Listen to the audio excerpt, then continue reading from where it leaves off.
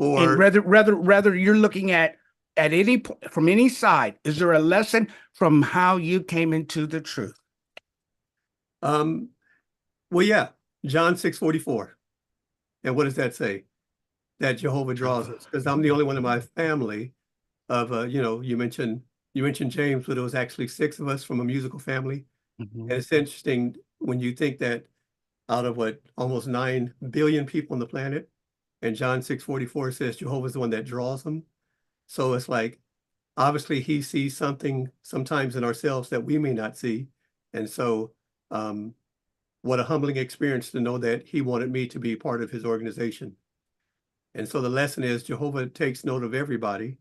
And I'm very grateful because I'm a safe part of that, because one of the questions that Deborah Charities would ask me, I'll save that part for that.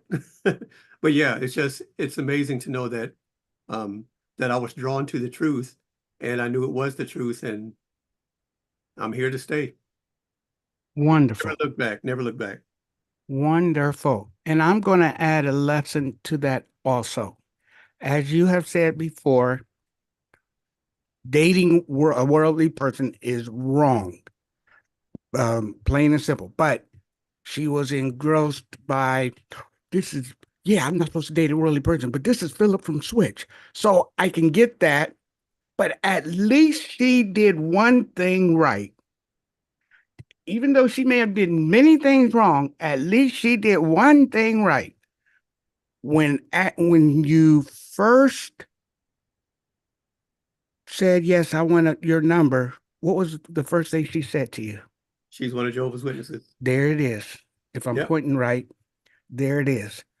There it is. So I will commend her for that. She yep. was, she fearlessly said who she was. So even though we should not um, date worldly individuals, we always want to use Jehovah's name. So I commend her for that. And Very so, well. and let me tell you, I'm very grateful that um, that I did get the truth. Obviously, I would have got the truth, but it didn't happen from door to door. Didn't card witnessing didn't exist. Didn't, but that's how it happened, and very grateful. And the other thing is, being in the industry, I met quite a few that were witnesses. I found out later, but because they love the industry more, I had no idea. So, and we'll get into that later. But anyway, yes, I'm very grateful that I was introduced to the truth through their family. Yes. Very, very good. And so thanks. And as mentioned, with experiences come lessons there. So we greatly appreciate that there. And challenges that you have had along the way that Jehovah. Well, let me just go ahead and ask the big question, the automatic question. What would you like to thank Jehovah for? It's spiritually speaking, because the best part is coming when Lady Coco and Deb talk to you and ask you that same question on the secular side. So I'll ask you on the spiritual side. No, I'm honestly, basically, I'm grateful and thankful for the fact that, again, that he brought me to his organization. And then once you are convinced that this is the truth, here's what everybody has to contend with. Once you know it's the truth, and we all have different loves, of course, mine is the music industry. And so when I was coming into the truth, one of the biggest things I saw that was going to be a challenge, not recording, not writing songs, not performing, but doing big tours. I couldn't see how I could balance, being gone for months like we did when we had these, huge hit records and stuff, and like, how could I continue the meetings? And so I'll say that was one of the biggest challenges, because it's like, okay, so I prayed to Jehovah in the sense I kind of used the the boy this the Red Sea, the parting of the Red Sea. That's what I was trying to say. And I said, Jehovah, I don't know how you did that. Don't need to know how you did it, but you did do it. But what was loving is he allowed them to walk across on dry land. That always stuck out with me. It's like they could have been slushing through the mud, dragging them, the animals and stuff. Hmm. But the dry land was loving.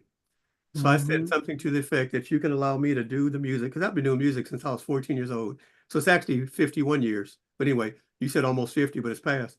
But so from 14, and I said I want to find a way to do the music in such a way that you know, don't dishonor your name. So I put my trust in you. So I'm grateful that he's allowed me to do that over the years.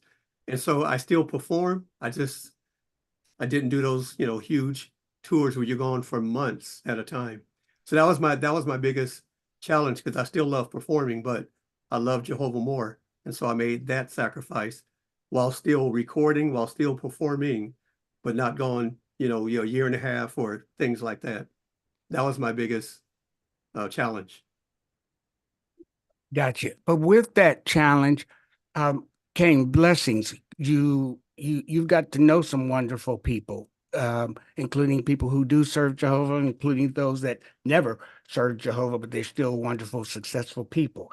You've been able to go a few places and do a few things there. So some of those blessings from Jehovah, uh, you're bragging about Jehovah, not about yourself, that Jehovah has blessed you with uh, and lessons learned from that. What might some of that be? I can sum it up in 3 words. Those that know me, I came up with this years ago. Jehovah's got this. 3 words. It's like when I was trying to find my balance, Malachi 3:10 was my go-to scripture. So I have so many stories of different ones calling me, and it says that's the only scripture where Jehovah says to test me out, right? You don't put him to the test, but in that sense, he said, test me out. And what will happen? See whether I will not to open you the floodgates of the heavens till there's nothing lacking. So I'd get these big calls from these big name people. And of course, it was always on a meeting night when you needed some money. It's like that's, and so I'm like, yeah, I appreciate it. I won't be able to make it. I have another appointment. And but I look forward to working with you in the future, something like that. And Malachi 3:10 was always in my head. I said, okay. So, and there's so many stories where some would say, well, you know what, what's another night you can do it? Or some would call me back and I still end up working with a lot of people, but I did it because I was putting Jehovah to the test in that regard.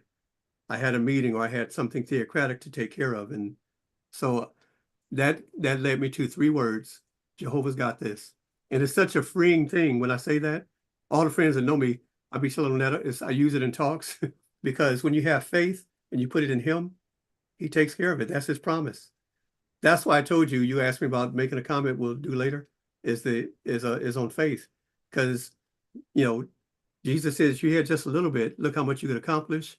Paul said we need that large shield, but it's one of the biggest challenges that we have when it comes to certain aspects of our worship to Jehovah. It's our faith. That is wonderful, and greatly appreciate that. And you meant I'm going to go ahead and ask it now. You brought up faith. Um, we're interested in the song, and we're also interested in you just dropping some knowledge on us about some faith. So you can talk about the song first. Which song you talking about? I mean, What song am I talking about? What song do I always be calling you about? It'd be like, oh, that is my jam. That is my oh, you jam. mean the one you played in the beginning? Yes. Oh, okay. One of my ringtones is that song. My Well, you talking about goodness. somebody that's been doing songs for 51 years and you just say a song I'm supposed to pick Yeah, like, but that's the song. You oh, know what I'm saying? excuse me. The song. If I say the song, I want to know you But see, made Deborah, Lady, room. Coco, Linda, they might all have different songs. I So don't anyway, care about I got you. them. I don't care about them. Ooh, ooh. It's this is So, my show, and I uh, can talk to you about whoops, there, hey, whoops, there it is. Okay, let's go Deb. back to that And song. Lady Coco is like, oh, I can't wait till it's my turn. Well, I'm not gonna give her any turn. Hey, don't worry, Dottie. Me and Dottie been texting behind the scenes already. So, Oh man, you guys go back to the yeah. ice age, so I know I'm in trouble. So But anyway, go ahead. here's the story behind that song. Um, Rex Salas, he's a keyboard player. Him and I worked a lot together. He was Janet Jackson's musical director, but he used to be in a group called TYJE. I met him when I was about 19 or 20, phenomenal keyboard player. And him and I, like when I got the truth, he was like, man, Philip done lost his mind, but he would still call me for sessions and singing background and stuff. And then one day he called me because he was working with Janet and he had played her a song. And at the time, Stacy and Yashi, her nieces, they were doing some stuff. So Rex started working with them and they would leave to go to their meetings. And he said, "This is the same mess that Philip would be doing." So he decided to go to a Kingdom Hall one day. And so this is back in the 90s. And so he called me. I remember it was a Saturday. And he said, "Hey, Philip," I thought he was calling me for a session. He said, "Yeah." He said, "Hey, man, I've been going to the Kingdom Hall." I said, "You've been doing what?" I'm like, "Really?" And so I had a talk the next day and he came. And then that Monday, Rebecca and I went, this is way back in the days of the knowledge book. And, you know, we talked and he said, "Philip, I know that this is the truth." I said, "You serious?" So we talked to him and got the knowledge book. We started studying it. And Rex's hair was all the way down to his butt, literally. He had this real long hair and he's from Guam. And in 2 weeks, he opened up the door, his hair was cut. And I'm like, wow. So him and Stacy started dating. That's um, Stacy Brown, Reeby's daughter. And so they got together and I was the best man at his wedding. So anyway, one of the times I was over there at study, Rebecca wasn't able to go. And he said, "What are you doing?" I said, "What do you mean?" He said, "You got anything to do before you go home?" I said, "I mean, not really." He said, "Well, I wrote this song about Jehovah and I'd like you to sing it because Rex is a keyboard. He's doing all the music." And so it was, "You Made Room for Me." And that was his sentiment to Jehovah, like, because he had all this success and he was like, kind of like me, Jehovah drew me. He was like, "Wow, I'm amazed that he took the time to make room for me." So I'm singing Rex's sentiment. So Rex Salas wrote that. I had nothing to do with writing. I just sang it. But it is a beautiful song.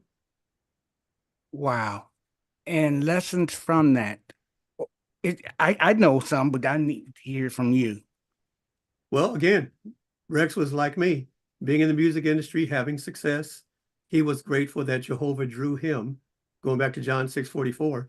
So without putting a John 6:44 label, he just said, "You made room for me. With all I've done in this life, I'm grateful that you made room for me." And that's really the lesson, which he will make room for any who wants to worship him.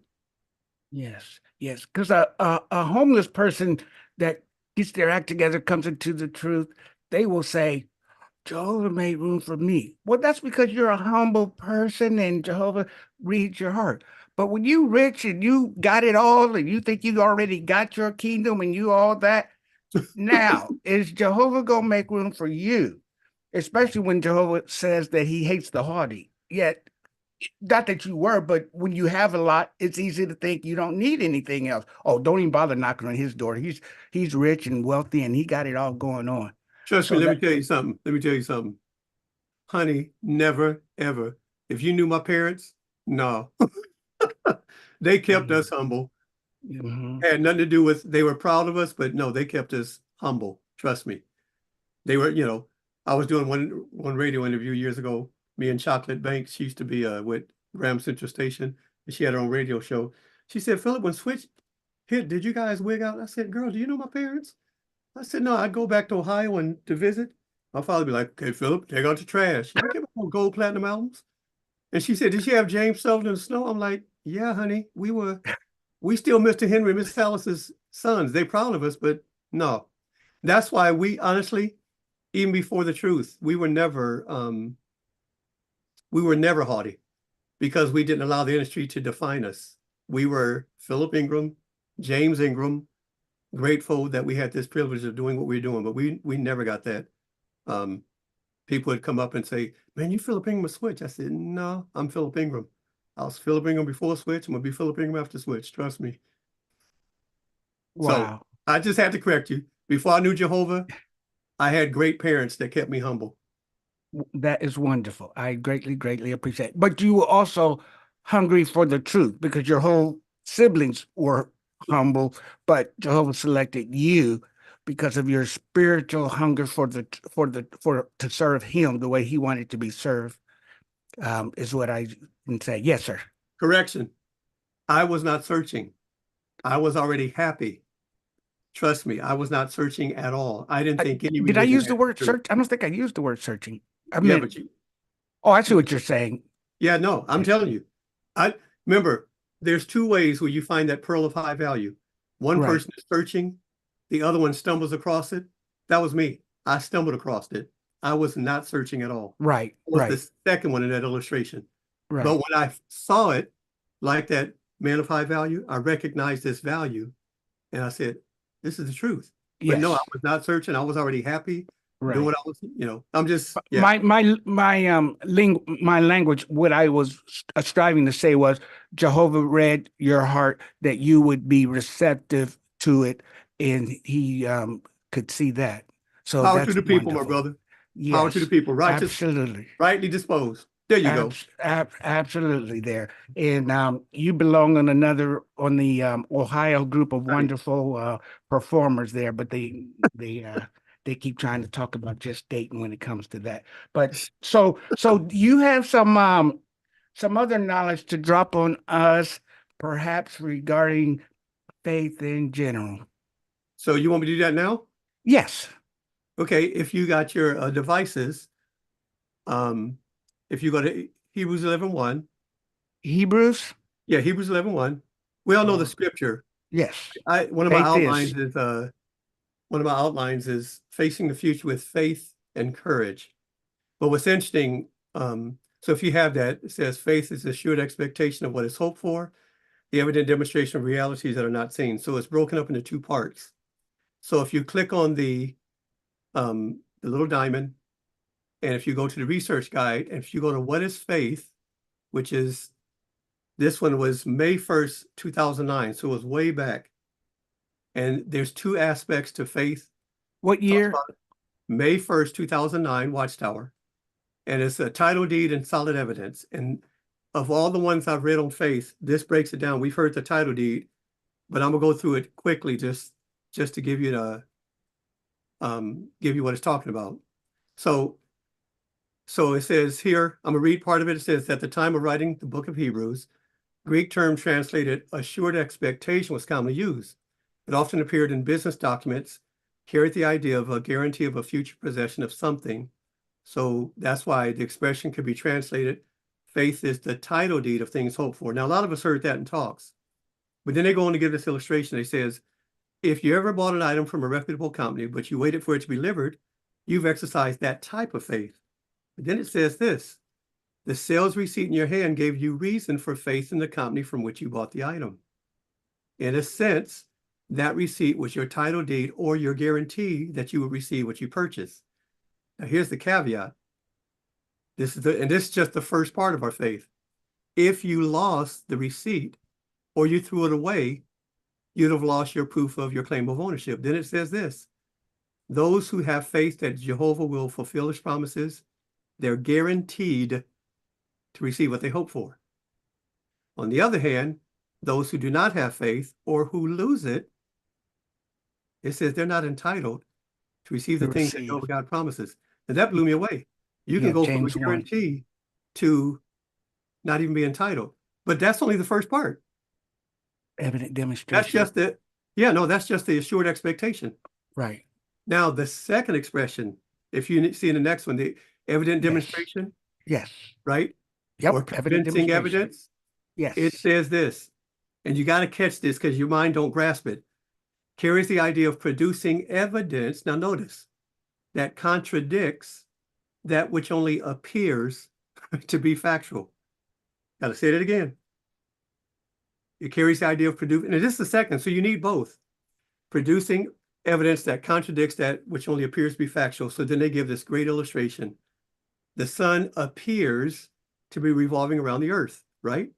Right. Rising in the east, moving through the sky, setting in the west. But then it says, however, evidence, there's the convincing evidence from astronomers and mathematics, reveals that the earth is not the center of our solar system. Once we become familiar with that evidence, we accept it as true. We have faith that the earth is now revolving around the sun, despite what our eyes tell us. Then it goes on to say, so our faith isn't blind. Rather, it gives us the ability to see things as they really are, not merely as they seem to be. So it's not just the assured expectation.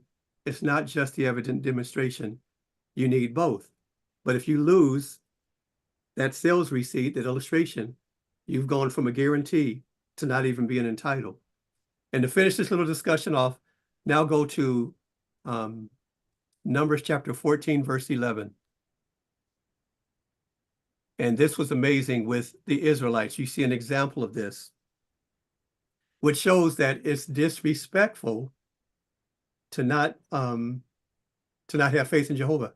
So you got Numbers 14:11? I am pulling it up now, sir. Okay.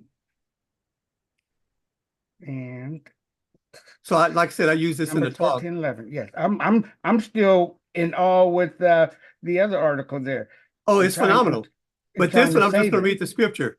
Okay, Notice Numbers Jehovah said to Moses, 14:11. he says, how much longer? Now notice, it's talking about faith.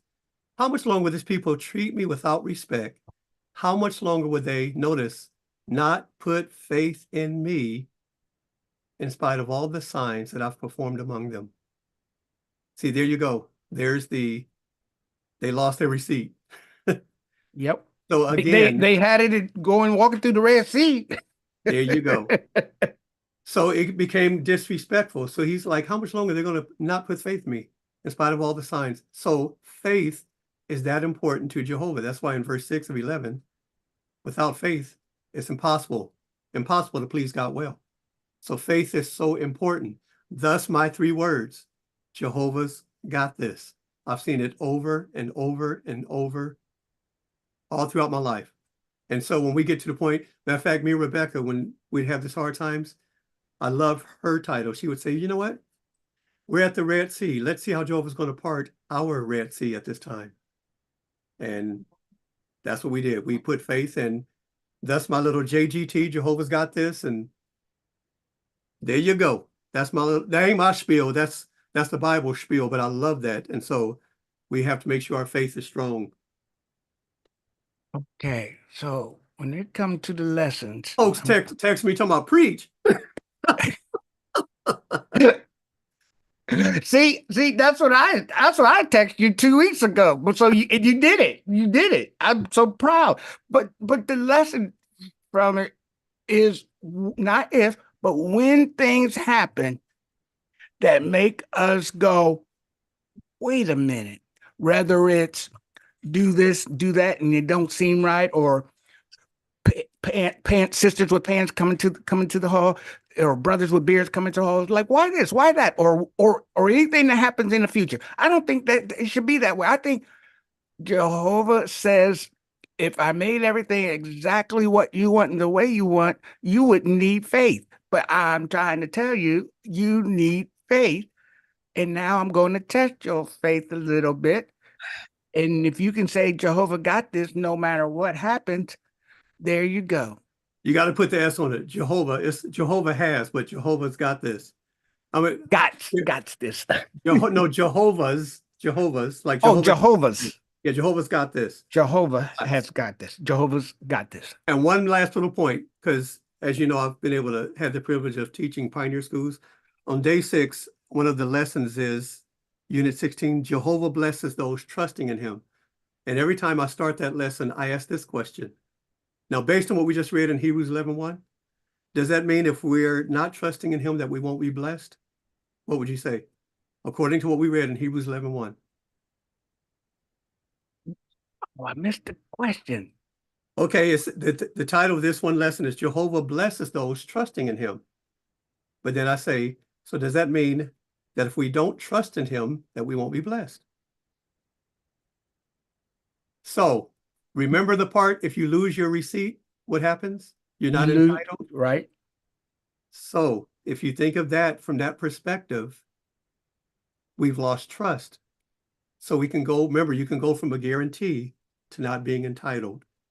I always want that guarantee. Yes. I'm guaranteed that Jehovah's got this. Ooh. So when they come to deliver the item, Mr. Ingram, we need to see your receipt. I got it right here, my brother. What else you need? You need a signature too? But if they come and say, Mr. Ingram, oh, and I'm like, babes, you got that receipt? Didn't you put it in that drawer?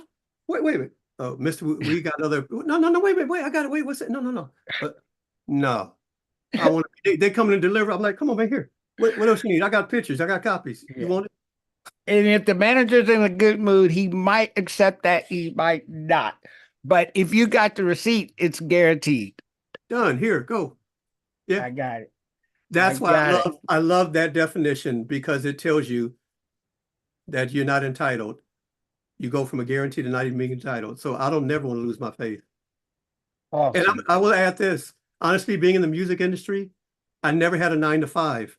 So I've kind of always had faith in my life that, you know, because when you're in the music industry, you don't know when your next job's going to be or nothing like that. You sign to a record company, that's one thing. Matter of fact, my father one time, because he worked at Ford Motor Company. One time I went home to visit him and, Switch was over. I'm doing commercials and movies and stuff. And so he's like, so Philip, how's work doing? I mean, I said, Dad, what you mean? How's work doing? I said, he wasn't the truth. He said, but like, in other words, when he saw us produce an album, he understood, but it's like, what are you doing now? I said, Daddy, what you mean am I doing? I'm singing on sessions and you've seen the movies and stuff. And he just couldn't grasp it. So he Yeah, said, okay, when you go back to California, do you have a job lined up? I said, no. But I said, Daddy, the phone rings all the time. And now I'm trying to like, okay, let me use what he's used on us growing up about faith. We were raised on Bible principles, health, accurate knowledge. So I said, Daddy, didn't you raise us to have faith? His answer was, yeah, man, you got more faith than I ever had. He just could not relate to, mm, but see, in the music industry, you kind of have to, you know, the yeah. phone's going to ring. So anyway, it wasn't the talent, it was my trust in Jehovah. That's what I'm trying to say. But anyway, And I have to ask this question, even though we run out of time, but it wasn't my fault. I didn't even get all my questions in. But what are you doing now? Speaking of faith, besides pioneering, being an elder, and being a superhero, what are you doing? superhero, please. I Maybe knew to you was my gonna maybe say to my grandchildren, but no, I'm what's still it? pioneering. Been grateful to be. I'm in my 42nd, no, my 40th year of pioneering. Been in the truth 42 years, and I'm doing the same thing. I still do sessions. I still do, um, live performances, not big tours. Mhm. I'm basically doing the same thing I've been doing since I was about 14, or since I've been in the truth. Wonderful. Okay. Well, that is so wonderful. And that's why we just love having you on this show. And that's why we just love having you with us and your wonderful wife, Rebecca. And please give I'll her tell her our thank you. love. And that's why this face is popping up on my screen saying, get off. And yes, you are allowed to take your time. He did say another thing, another thing, another thing. So he went over. It ain't my fault.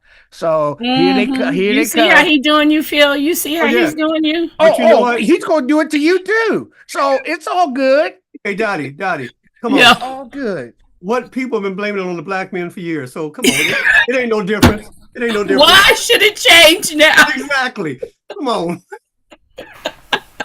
Even Oh in my. Adam and Eve, the blame Later, game. Brian. Later for you. We got stuff to talk about. Me and Debbie got stuff to talk.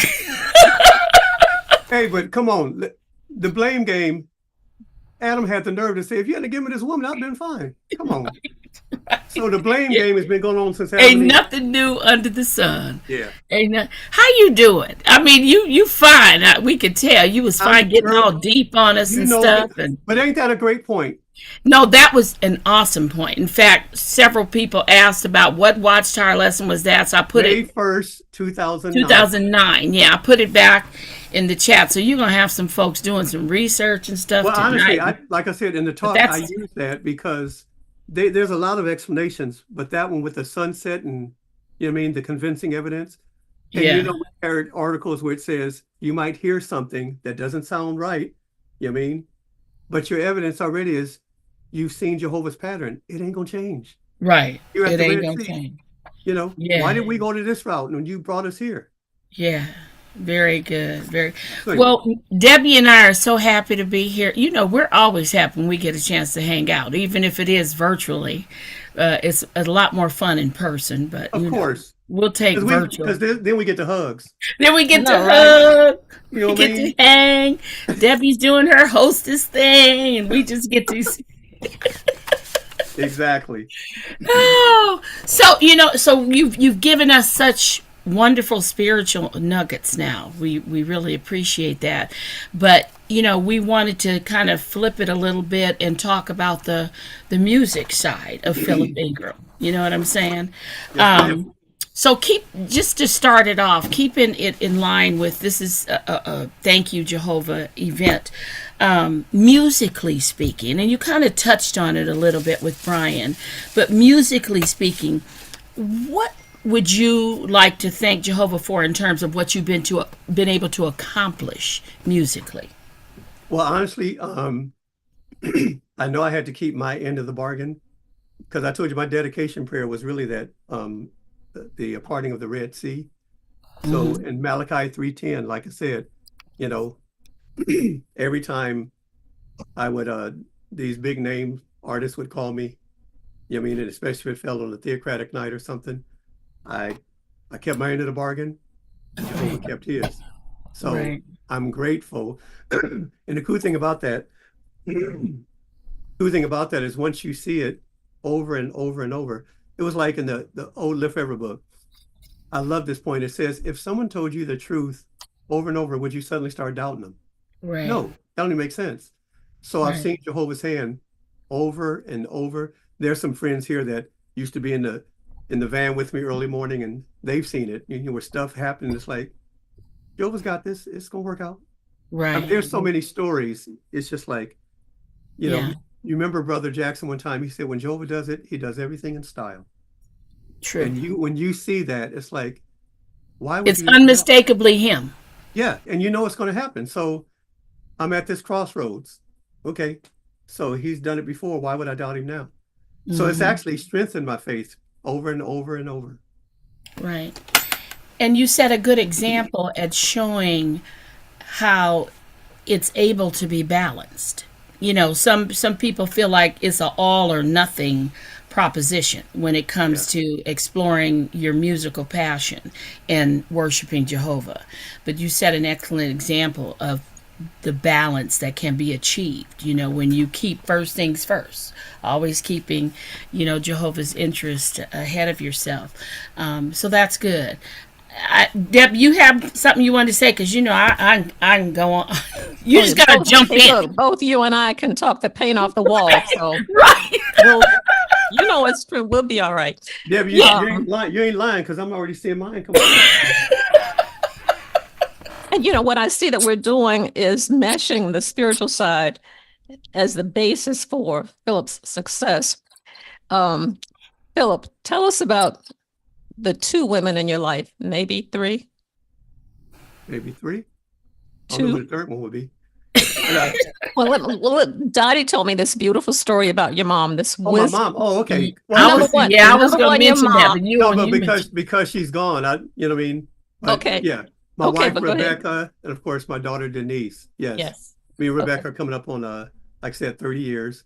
When I met them, Denise was 17. We met back in the matter of fact, yesterday was the day I met Rebecca, April 20, Oh, 25th, 1993. And we were oh, talking about that. Oh, and you know what? And let me add this. After my divorcing my first wife and understanding the truth and knew that it was the truth and everything, because we'd almost been together almost 10 years. So I said, and I was grateful that, you know, the brothers didn't see anything wrong with me. I continued serving as an elder and a pioneer. But my prayer to Jehovah was, because now I had a different perspective than I did when I came into truth. My my prayer was, now I need to find someone who loves Jehovah God a whole lot more than they love me. And what was interesting, Rebecca had been single for 13 years.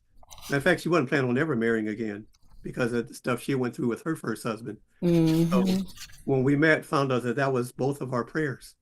And, you know, and it's been great. But yeah, Denise was 17 at the time, then she got married, went through a divorce. And so we, her and the grandkids live with us. They've been since KS was in her belly and Aiden was 2 years old. He's now 17. KS will be 15 in August. Aiden's got baptized. He's being used quite a bit. So we've nice. studied with them. I mean, we've been in their lives from day one. We have our family worship, usually either Monday or Wednesday, let somebody's schedules change. So, They are so sweet too. Your yeah, grandsons. They are and so. crazy. They crazy. Because you know Denise is crazy and you know I'm crazy. So they didn't have Right. no, They have a chance. no, They didn't, no. they didn't have a chance. You know, So talking here's about, the thing. Go ahead. yeah, I'm go ahead. thinking Go ahead. about, No, you go, Debbie. She wants, I know what Dottie's talking about because we were talking at one time. Um, and my mom, remember I told you they raised us on Bible principles, but not accurate knowledge because they were Pentecostal, but they respected the Bible, which helped us to respect it. But my mom used to tell us when we were little, and it stuck with me. She says, those who love you, wait a minute, let me get in my head. I got it Oh if yeah, you I got can't it. I got remember it. I it. got it. I got it. Those who love you don't need an explanation. Those who don't, no matter what you say, will make a difference.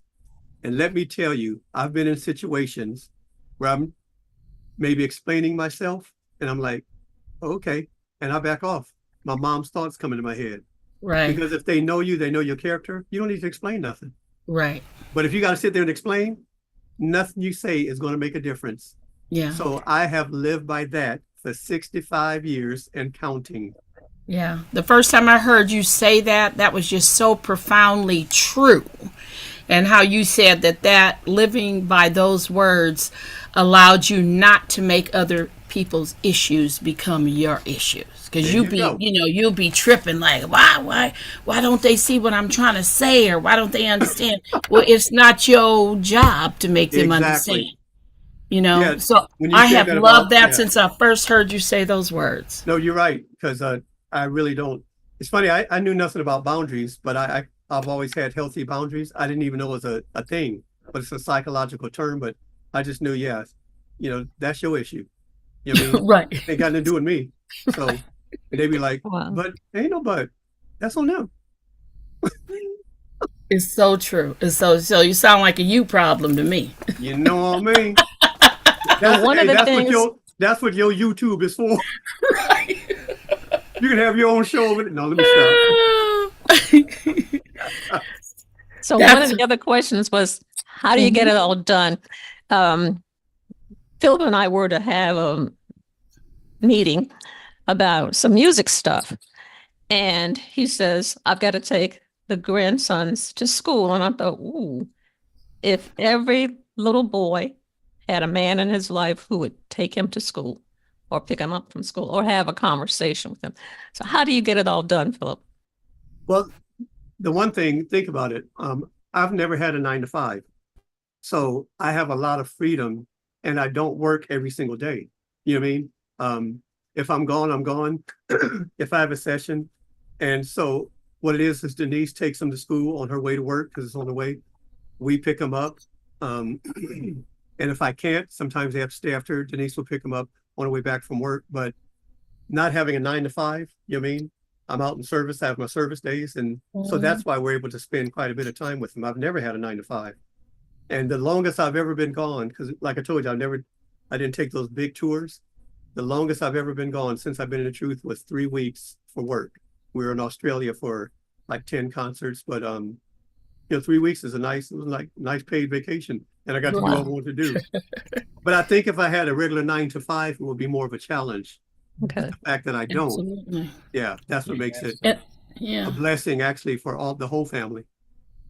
And then it's not just musically, but Deb's probably even alluding to all your other responsibilities. Yeah, true. I remember the older boy had a part on the circuit Right. assembly. And as I'm watching that, and maybe we can share this at another time with the friends, but I'm listening to this kid give this experience and I'm thinking, how old is he? But it was a reflection of what you all have done as a family. Thank you. Yeah, he was 16 at Absolutely. the time, but yeah, he's doing good. Okay. But it's like they've literally been with us, like I said, since Aiden was 2. And so that's all they know. And since their father was, is in their life, but Rebecca and I, Denise, we're the ones that's raised them and everything. So it's been nice. Yeah. So let me ask you, you've mentioned that you've been away, you've, been touring or whatever. So obviously everybody knows that you're part of the legendary group Switch, and so I think some of the original members is Greg Williams, Jody Sims, Yeah, Bobby DeBarge, Tommy DeBarge, Eddie Fluellen, and yourself. correct. So, who of these founding members are you still performing with? Because you guys are still doing concerts all over the place. Yeah, it was me and Greg and Eddie. And before Tommy DeBarge died, he was with us. Well, he got sick, and then we got a guy named Dion Estes. I think and Dion was playing with us. He used to be with Wham. And Oh, it was okay. interesting. They ended up dying literally 10 days apart. And so we got a guy named James Strong who used to play with us, who originally replaced Tommy before, I mean, and then he's been back with us. But me, Greg, Eddie, but what's interesting, the guy you saw on They'll Never Be, that was a guy named Ronnie Van who played on Mhm. some other stuff, but Michael McGlory was the one that played all that stuff. They'll Never Be, Best Beat, I'll Call Your Name. So he was Jermaine Jackson's guitar player at the time, but he's with us. So it's like having an original member because he played all our guitar work. So that's why it's interesting. Well, Dad, you got a chance to hear us. We still Yeah. sound the same. The other thing that's interesting, which is very rare for ones of our age, we still do all our songs in the original key. We've not dropped them. Not that Wow. there's anything wrong with that, but we haven't dropped them. So, I and don't so know how y'all be hitting them notes still. You do be hitting them though, for real. hey, well, honestly, even before the truth, though, I think that I never did the drugs. I never smoked, never drank, none of that. So I think all of that helped, Mhm. but because a lot of our colleagues, man, I got to drop that a half step or a step. And we like, come on, man. If y'all, I'm cool if y'all cool. So we've all Yeah. kept them in the original key. Yeah. Yeah. So, I have one more question for No, you you. don't. You got more, but you just don't Well, act like you got but one. we're under a time constraint. We're trying to be respectful. I know, Brian. I got about Bri- 30 minutes more worth to talk, but we ain't doing that. Brian didn't respect it. So no, you go there, Oh, girl. you know Let me what? finish. That is a Okay, y'all lie. heard it. That is Y'all heard he's the it. one that kept saying one more He's thing. trying to blame you, Phil. No, it's okay. But you know me, because when I get hungry, I'm gonna say I love y'all, but I'm gone. But I have a question for you. Okay. What would Phil Ingram 2024 say to Phil Ingram 1976? Wow, that's the year I graduated from high school. And I would say, you're going to be okay. Trust me. You already have faith in God. And I know you don't know who he is, but once you learn who he is, you're going to be fine. I love that. I love and guess what? You were fine. Jehovah already had that figured out for you. So yeah, that's why I said when I saw that question, Debbie, about, what would you be doing if you weren't going to do music? Uh-huh. Do you know, it's interesting when you're a teenager, and also you got to think 50 some years ago, I was 14 when I got my first band, 18 when Switch got signed. You know what I mean? I didn't, people talk about a plan B. I didn't have a plan B. Plan Bs didn't exist back then. You Hmm. just went for it. And so I didn't have a plan B. Jehovah became my plan B because I didn't know he was going to be in my life. You know what I Yeah. mean? Yeah. So when, and I'll tell you one of the most, I'll say challenging times. James was proud of me when I hit before he did. We're on our fourth album, and then I'm on the road. He actually had my car, and I come back and he plays me Just Once. And I said, man, what a gorgeous song. And so, and James had never been out front yet. He was always on the keyboards, could sing, and he was like, Quincy want me to go out to Japan with him. I said, do what? And we're like, he said, I said, out front, because he had never done it. I'm like, what you gonna do? He's like, I don't know. And so we were laughing. But when I heard that song, I said, I know you're over. And so it Yeah. was interesting, the timing of that when the Dude album came out. It was nominated for 12 Grammys. James Yeah. was nominated for 3, won 1. And then that was March of 82. And I thought it was interesting, the timing. I was getting baptized May 1st, 1982. And it's almost like Satan said, yeah, notice what I did with your brother. He got nominated for See? 3. That timing was, even though I knew it was the truth, it was a challenge. And one of the Wow. first first big challenges came because I hadn't met Quincy yet. Now, you want to talk about a coincidence?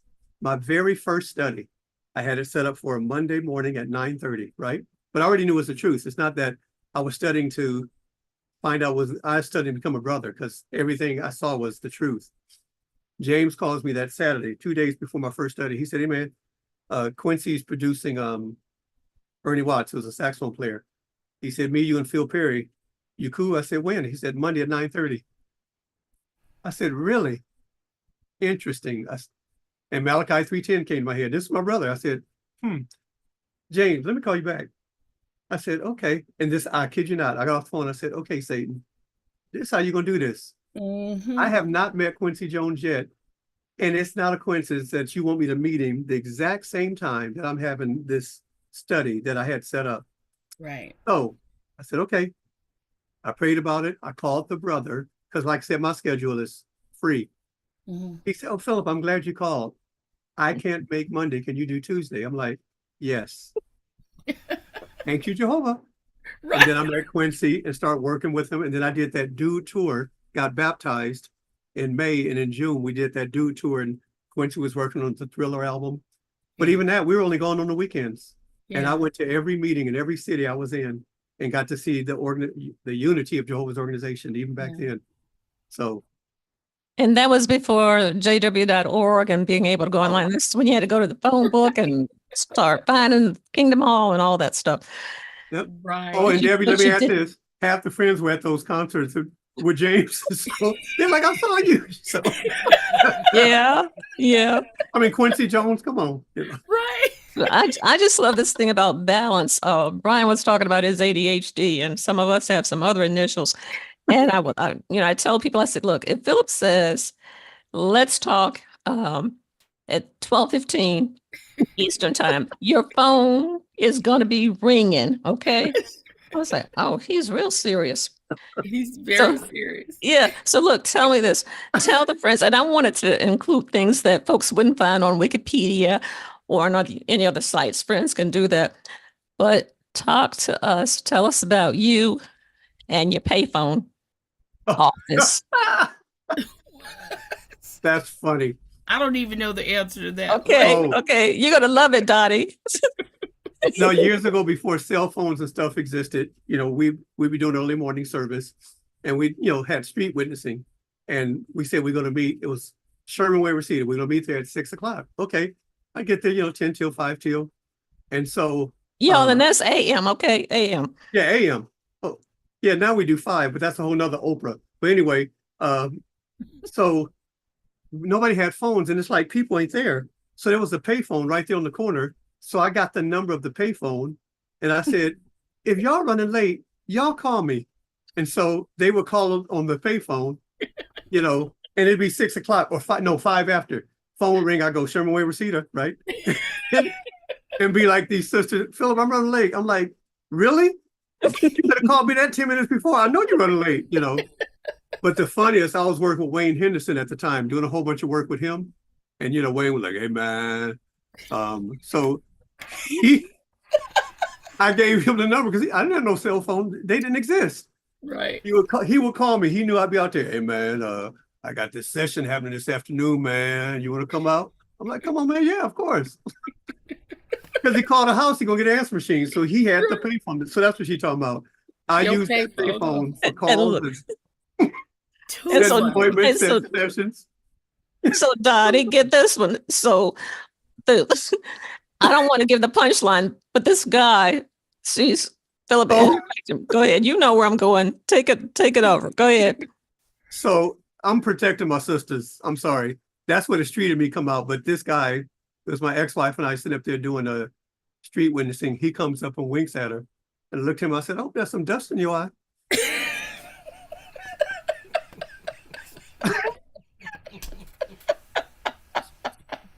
And it was another time, it was me and 2 sisters, and I didn't lie. And he came and tried to put his arm around one of them. I said, well, what are you doing? I said, they're with me. And he said, they can't both be with you. And I didn't lie. I said, you don't know that. I know what he was thinking, but they were with me. We were together out in service.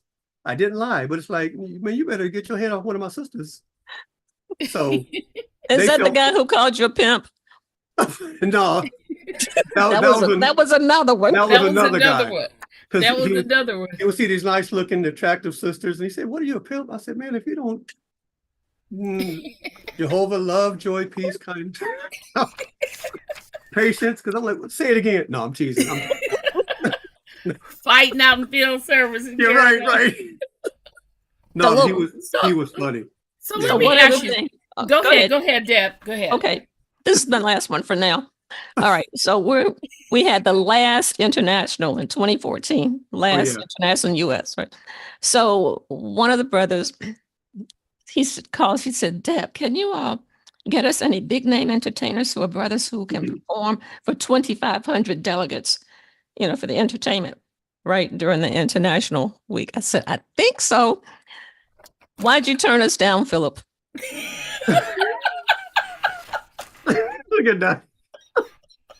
It's because it fell on the same week of me teaching Pioneer School.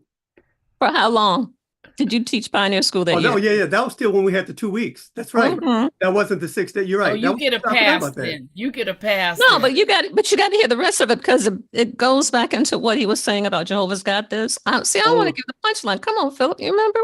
Oh, because it was, yeah. It was Brother Chris, and we ended up doing the whole month of August. And that was like, I remember when he asked me, because I said, Brother Chris, what's the dates? He was the CO. He said, it's the whole month of August. I said, no, but I mean, what's the dates? He said, no, you and I are going to do the whole month of August, like I said, what? And I'd done 2 weeks, but I'd never done a whole month. And I went and sat down, and Rebecca said, what's wrong? I said, he's talking about me doing the whole month of August. She said, and I'm like, right, and it's like, yeah, you're right. Okay. But here's what was interesting. Her mom, who had Alzheimer's, was staying with us at the same time. So Rebecca was going back as a student for the second school. Like, Rebecca, what are we going to do about your mom? And we had no idea. So just so happened, no, Jehovah had this sister who knew Rebecca and them for years that lived in Mexicali and said, Beck, how you guys doing? She said, yeah. She said, how's your mom? She said, oh, she's not doing that good, blah, blah, blah. And this sister was a regular pioneer down in Mexico. And so her and Rebecca got talking, and she said, yeah, I'm actually going to be going to Pioneer School. She said, Philip is teaching 2 of them, but I'm going to the second one. And she said, what are you going to do with your mom? She said, we haven't figured it out yet. She said, bring her down here. I'll watch you. That way you guys can enjoy the school. We were like, are you kidding me? So while I was teaching the first school, Rebecca and her brother drove her mom down to Mexicali, stayed the night, came back the next day. So Rebecca was able to enjoy the whole school. Nice. And there's one more thing. Keep talking, brother. Switch did a show during that time period that I couldn't do. And so I turned that down because I was teaching. Rebecca's mom got to go down to Mexico. Switch did a show. And because I was working with the guy that was subbing for me, I had no idea, but Greg paid me half of what I would have made while I'm sitting there teaching Pioneer School just because I helped out. So you're talking about Jehovah's got this? Jehovah's got this. And wait a minute. After story after story. Okay, go ahead. Okay. So I thought you were going to tell the whole thing. And the other thing is that, every day the different congregations would bring a meal for the pioneers, right? Okay, come on, take it from there. No, you got to remind me because I got so many stories. I forgot about that part. Okay. So when he first came home and told Rebecca that he'd been asked to teach for a month, Rebecca said he came in the house looking like this. And she's like, what happened? What's the matter with you? So then he lays it on her about being asked to teach for the entire month. She said, well, do it. And I'm thinking, that's where a supportive mate comes in. Exactly. She didn't go into how we're going to pay the mortgage. She didn't go into all that. She said, do it. Do it. So when the friends in the school found out the backstory about his being able to teach Pioneer School for a month, he said, when he left, would you say you were $80 short of what you would have made had you worked? Exactly. That's right. I forgot about that. And actually, that was because of Brother Chris, the circuit overseer. When that lesson came up on faith, he actually mentioned to the friends that Philip had a concert that he turned down so that he could be here to teach you guys. He said that to the class. Mhm. Yeah, I'm telling Jehovah's And then the always other thing young. is, guess what? And so all the food, the friends found this out. So then at the end of the day, the care packages that Philip was able to take home carried them for the month for groceries, right? Oh yeah, that's right. See, you remember better than us. Yeah, See? Because yeah, it's yeah, just touching. Yeah, yeah. I'm that's telling a. you, it's that. But that's what I mean. I've seen it over and over and over and over. You know, Mhm. and that's why Jehovah's got this JTT, Jehovah's got this. If y'all and don't take it's nothing away, take because that away. it's honestly it's so freeing. It's like Yeah, we come up to this roadblock. It's like, okay, why would you suddenly start doubting me now? Go right, back to Numbers 14:11. I mean, right, like you show me disrespect. I'm like, right, Jehovah, I don't know how you're gonna do it, but I'm sitting back to see because you done some amazing things. right. Oh, and here And now think I say this a lot in my talks. What's a miracle to us? Is it a miracle to Jehovah and Jesus? Hmm. It's not. We call it a miracle. If you look up the definition of a miracle, if you look it up, it says it has something to do with divine intervention. So we mhm. had to label it. With Jehovah, and them, that's what they do. So when you think of it that Nice, way, it's like, okay, nice, it's nice. not a miracle. It is Well, for us, but for yeah, him, it's not. yeah. I really do have just one more Honey, you question. lying out your teeth. Go ahead. I'm, Go ahead, we don't, Dottie. Go we ahead. gonna get fired. That me and Deb, we already gonna get fired. They already cutting our checks. But anyway, Okay. um, did you have an aha moment when you knew that you had such a passion for music that you knew you wanted to make your living doing this? Was there something specific that happened, or was it just something you always just knew? It was three things. First of all, James taking me on rehearsal. I was 8, he was 14, got in his first band. Mm-hmm. I knew then, I'm like, I'm doing this. Yeah. And so when I got my first band, I joined as a percussionist. And the keyboard player, he said, "Do you know you can sing?" I'm like, "Yeah, I mean, I sing around the house." He said, "No, you need to become the lead singer." His name was George Anderson. I said, "George, I ain't got no experience. I'm 14 years old." He was like, he said, "You're gonna get some. You got to come from behind those congas." I'm like, "I ain't got no experience. You're gonna get some." So he pushed me out, and I was watching, what other guys and stuff would do. And so I started doing that. But and then, obviously it worked. And then it was like when uh when James left to come to California to pursue, is a lot of people don't know the story, but when we were 16, our band, the OJs, they're from Ohio. They had a studio up in Cleveland, Ohio, Mm-hmm. and they had invited us. They heard us and liked us, and we actually did a recording of a song that I co-wrote with some other band members. We did 2 songs that they sang background on, and we knew then, oh man, this is it. But it didn't happen. But I'm like, okay, if they got some interest in them, others will too. So that's why I said, did I have a plan B? I really didn't. I Right. knew it's going to happen. I'm gonna tell you, I'll share this story with you. I was 12 years old. I knew nothing about dream stealers. And you know why? My parents would always, remember I told you my father would teach us about faith, but he would Mm-hmm. always, we were raised like you and Ingram, you can do it. Like, they gave us the confidence, even though they know nothing about music. It's whatever we wanted to do. My sister Joyce, was a social worker. She had her master's in it. My brother Henry was a speech and hearing therapist. Plus, he was the pastor of his own church. He played. James and I did music. So, but anyway, I was 12 years old, and I remember going up to a friend's house who had a son he was a phenomenal singer. And his mom she said, "Philip, what are you gonna do when you grow up?" I said, "I'm gonna be singing." And she started laughing. She said, "Boy, you better get that out your head." And I didn't feel bad. When I was walking away, I felt bad for his parents. I said, wow. I said, my parents are like, go for it. And she's sitting up here saying, I was 12 years old. Yeah. So fast forward 8 years later, Switch is doing their thing. We on our second album, everything, recording our third album. The person, now it wasn't him, but it was his mom, but he was now living in San Francisco. So he calls me for some help. Like, he was older than me too. Great singer. But he was up in San Francisco. He said, "Man, Philip, because now we doing it." And I could have said, "Yeah, but remember when I was 12, y'all said, get this out of my head? But now you call me?" But I didn't do that.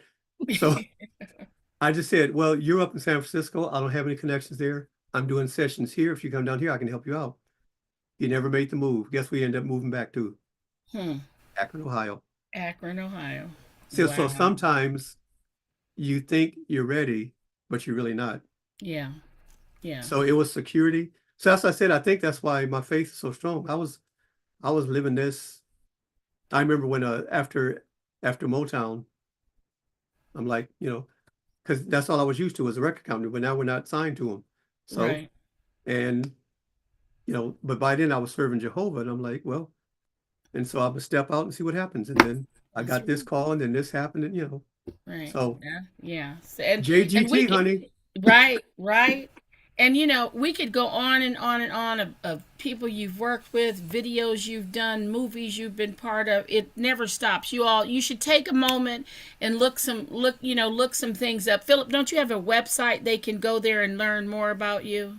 Yeah, philipingram.org, O-R-G, 2 L's. philipingram.org. You can go to his website and you will be amazed at the endless list of artists he's worked with, songs he's written, produced, movies. My favorite one, My Best Friend's Wedding, at the end when he's singing at Oh, yeah. what you call its reception. It's my favorite scene. But Yeah. you guys, appreciate your brother and how he's, putting Jehovah first and still being able to share some beautiful music with the world. And in fact, Philip, that's why we need to give you a little break and share some beautiful music with you. It's kind of a nice surprise. Some hard work went into it. B Love is back on the scene, so Uh-oh. that means me and Debbie gonna back up. B Love, we're gonna let you. Love is back on the scene, We're just gonna like let Show you Duff. share. But Dottie, we cannot be fired from a job for which we're not being paid. You know what I'm saying? This is true. Um, That We is, got- he ain't we gonna got- never, hey, look, he ain't we gonna all never right, hire Dottie. us again. So that's That all. is That's that all We're is all right. We're all right, Dottie. I said that my favorite part of the show is when the two of you get with Philip and you guys did not let me down. And Y'all we were awesome. restrained. You just don't even Yeah, understand I because just we gotta knew. say one thing for the kids. Please go to YouTube and listen and watch Philip singing the Flintstones. No lie. Yes, the You will Flintstones. absolutely love it. He's You'll on love it. there. The Flintstones. He's on Holly there. Yeah. Rockabye Baby. Holly Oh, I love Rockabye that. Baby. Go to YouTube and look up Holly Let's see, Rockabye Baby. Brian. Now, Brian, did you know that one? He did mention that one before, but Okay. I have yet to do it. Ooh, So now I'm going to do it. Okay. Go do it. Go do Okay. it. That All right, we'll be quiet now. No, Yes. that is okay. And see, because of the amount of time that he took up earlier, I forgot to give you guys your proper introduction as to who you guys are. You guys are some incredible people that have pioneers that have known. I know Lady Coco, you pioneered for a long time and have been friends with Philip for decades and all of that. And Sister ADD like me is. Hey, Debbie, I'll send you your invoice, okay? Debbie, you Uh, remember that? You remember that song by Stevie Wonder? And I'll blame it on the sun. That's what No, Brian doing. He playing the blame game all day He long. playing the blame No, game. no, I'm not. I laughed, but I didn't get a chance to finish my sentence, and I always get mad when no. But you said the reason why is because I took so long. That's a blame game. But Oh, anyway, it's I okay. didn't Do mean your thing, man. no. It's your show. Okay, I'm sorry. I No, you ain't. apologize. But go ahead. but look for this. I gotta say this. Keith Frierson, who now lives down in Florida, is the one who set me up. When we were visiting California, he starts playing this CD with this. I said, "Who is that?" And he just looked back at me small. That's Philippine. Who? Woo. That was the first time I'd ever heard of. And when was that? Is that Early right? That was 2000s? in like 2009, 8, Yeah. something like that. But and And Keith was out here. We all knew each other before he went to the circuit work. And him and I served on the hospital liaison committee together for about 3 or 4 years Yep. before he went to the circuit work. But he was setting me up. And then I'm calling Philip and I'm like, okay, he's real famous and it's midnight and East Coast time. I'm calling me at midnight. I'm like, and that's how the relationship started. Yeah. Sounds about right. That Yeah. sounds about right. But you have been Okay, with the invite. incredible. You've been incredible at so many people and things that you have done and whatnot. So we will talk later about some of the other wonderful people that we want to interview later. And we're not finished with you, Philip. but we want to give you a chance to take a break. And that's why we want to tell the friends that if anybody is wondering, you're not supposed to have a Jehovah Tetragrammaton at a fun event, or you're not supposed to use, I just be wanting to smack them because it sounds like you're saying, well, the reason why that's the same thing the Jews did. You're not supposed to. That's the reason why we're not positive what the pronunciation is of God's name. But this event is because of the 555 reasons, scriptures, blessings, ways of praising Jehovah's name. And that's why we do what we do. And speaking of that, I think we have a video to show that nobody has seen yet, including my dream team. So they get to watch it for the very first time also. And I will tell you this before you watch it. Two things. Number one, 50 hours went into this, not counting me at all, but counting this wonderful dream team. And that's also not counting the original track made by Brother Preston Glass. But this is to send a message. And that's why we need to play it. And Brian, And- before you play it though, we were going to tell the friends if there's some specific questions that they wanted to put in the chat that would be relayed to Philip before he leaves. Now is the time to do that. Only questions in the chat now for Philip, because after this, based upon time and how in his hunger pains, maybe he can go grab something to eat now. But you got to see this video. Okay, thank you. Anything else? Drum roll, please. Y'all enjoy.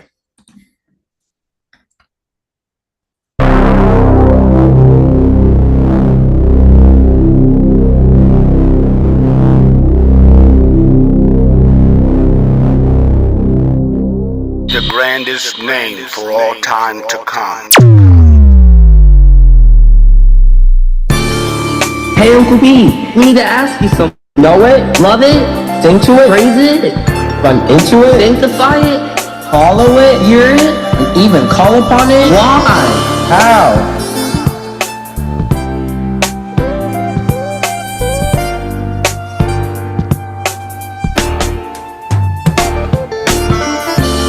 Listen and learn. It's the grandest name for all time to come. For the blessing of all, not just for some. It's the name that means he calls us to become. That's why we praise it daily, wherever we are from. Why is sanctifying God's name first in the model prayer?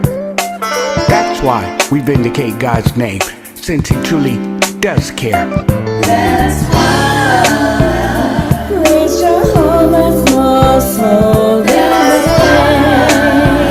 Sing with joy and all guilt and shame. Celebrate his glory and fame. Shouting all things praise his name. But a name is just a name. What more can it be? It's his reputation, his prophecies, and awesome qualities. It's his grand purpose, his kingdom, and sovereignty. That's why we praise his great acts for all eternity. That's why Jesus praised God's name instead of his own. And that's why Jesus said, I've come to make your name known. That's why praise Jehovah's most holy name. Sing with joy and all guilt and shame. Celebrate his glory and fame. Shouting all things praise his Jehovah's name. Have a special power. Well, the righteous run into it for protection, since it's a strong tower. So how do we worship exalted and fearlessly proclaim. So that's why we sing with joy, no shame. We celebrate His glory and fame, and that's why we shout all things, praise His name. So that people see our best friend just as we do. And since God is love, we should be loved too. So don't refrain, always proclaim without guilt or shame. All glory to the grandest name. Ladies, That's why praise Jehovah's most holy name. Sing with joy, no guilt or shame. Celebrate His glory and fame. That's why shouting all things, praise His name. Praise Jehovah's most holy name. Sing with joy, no guilt or shame. Celebrate His glory and fame. That's why shouting all things, praise His name. Praise Jehovah's most holy name. Sing with joy, no guilt or shame. Celebrate His glory and fame.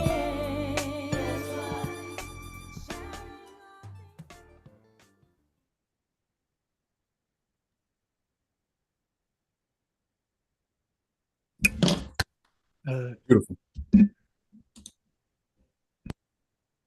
I get emotional. That was awesome. That's the first time we saw that. That was awesome, Brian.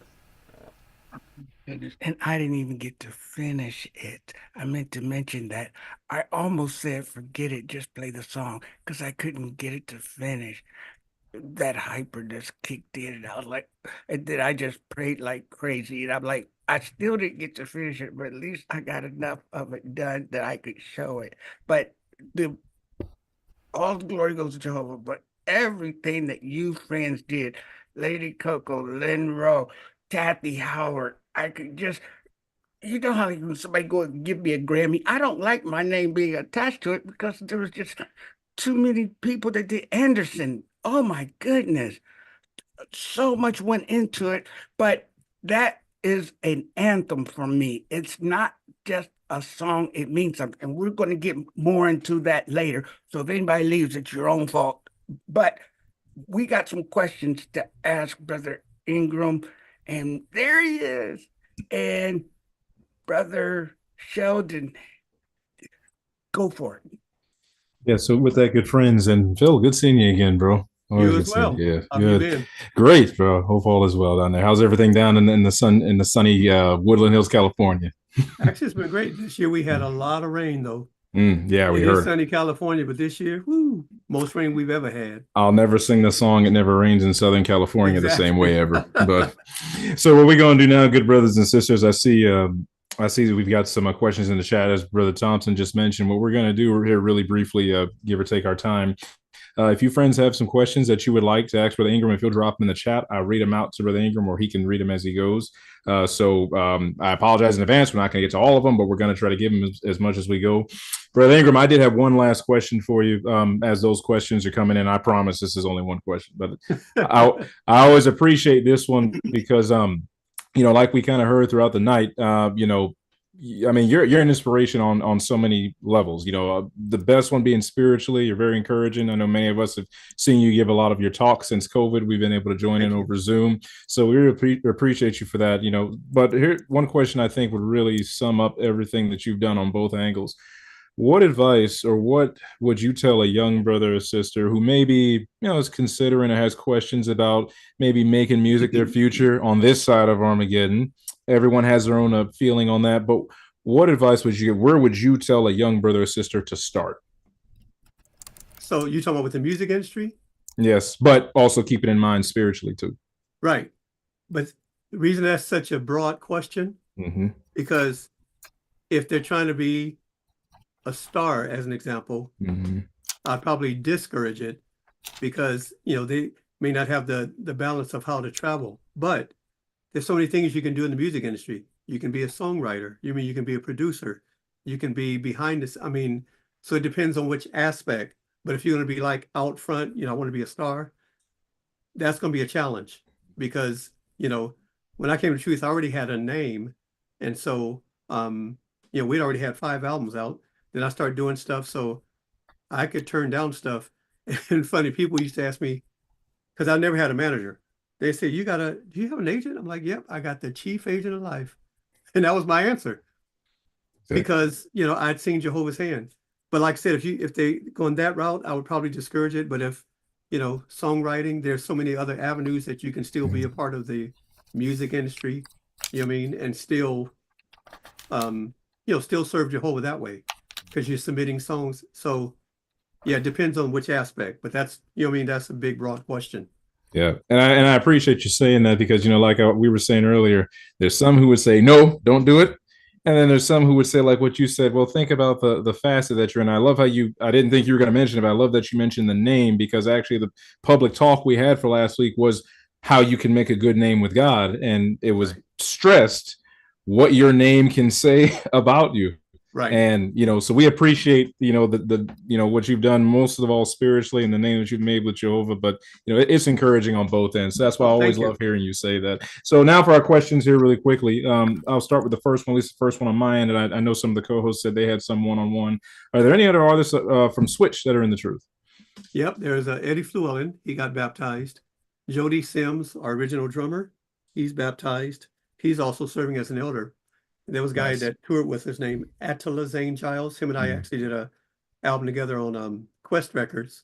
So I have 6 albums, and then but he toured with us as a guitar player when we back in the day.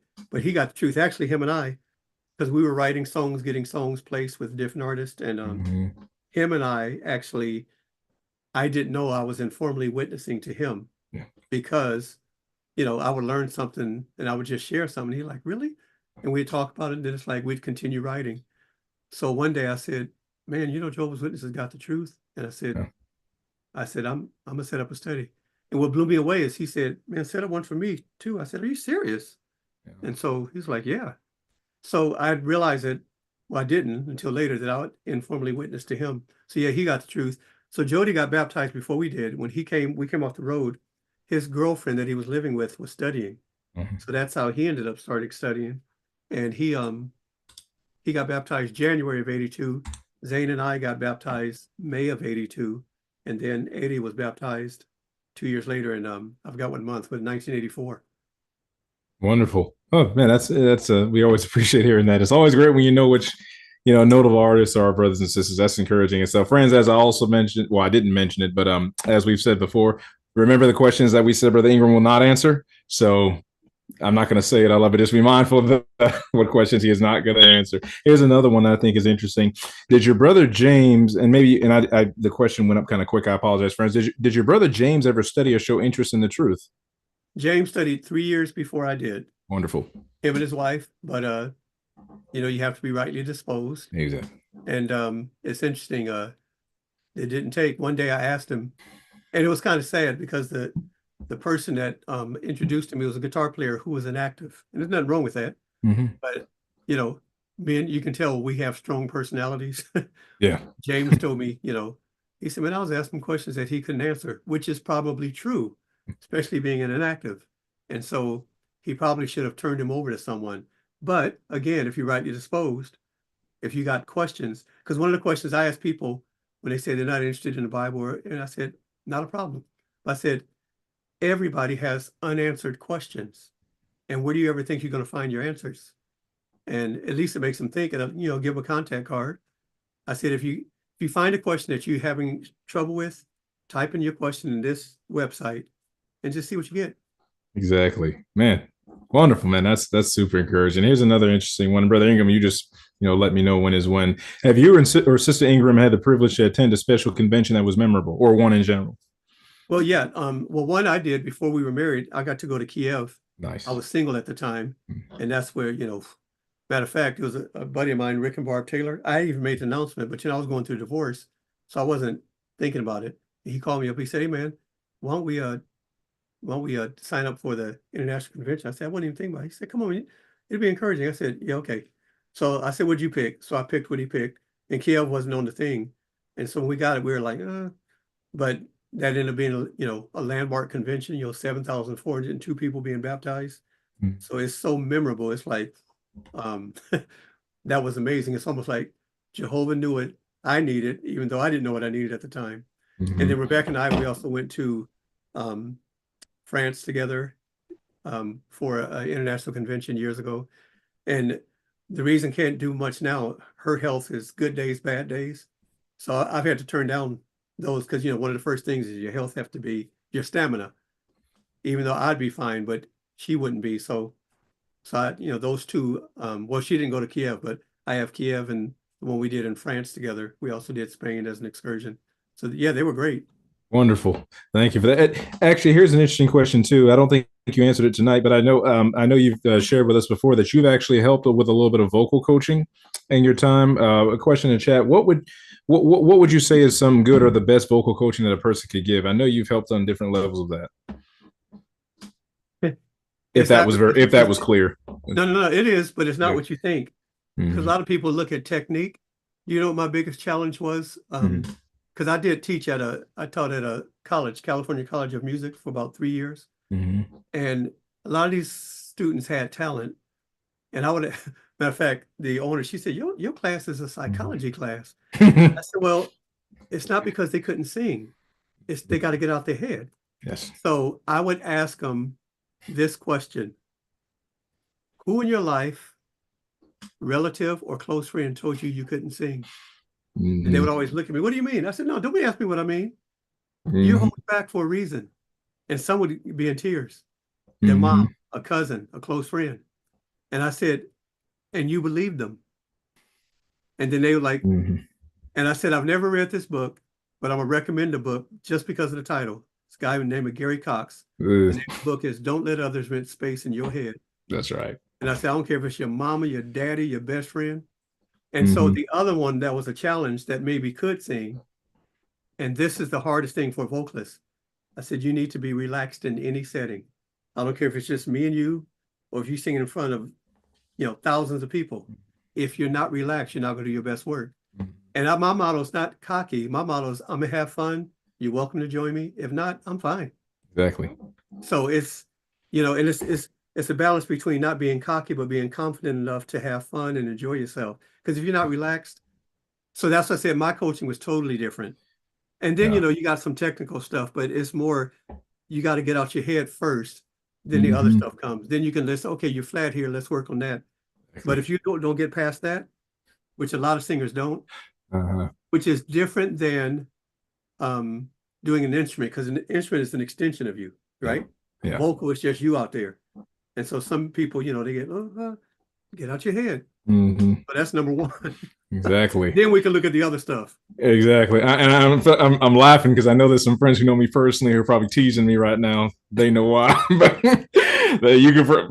That's another story. Let me get off that. So I appreciate that for they really messed me up. Here's an interesting one.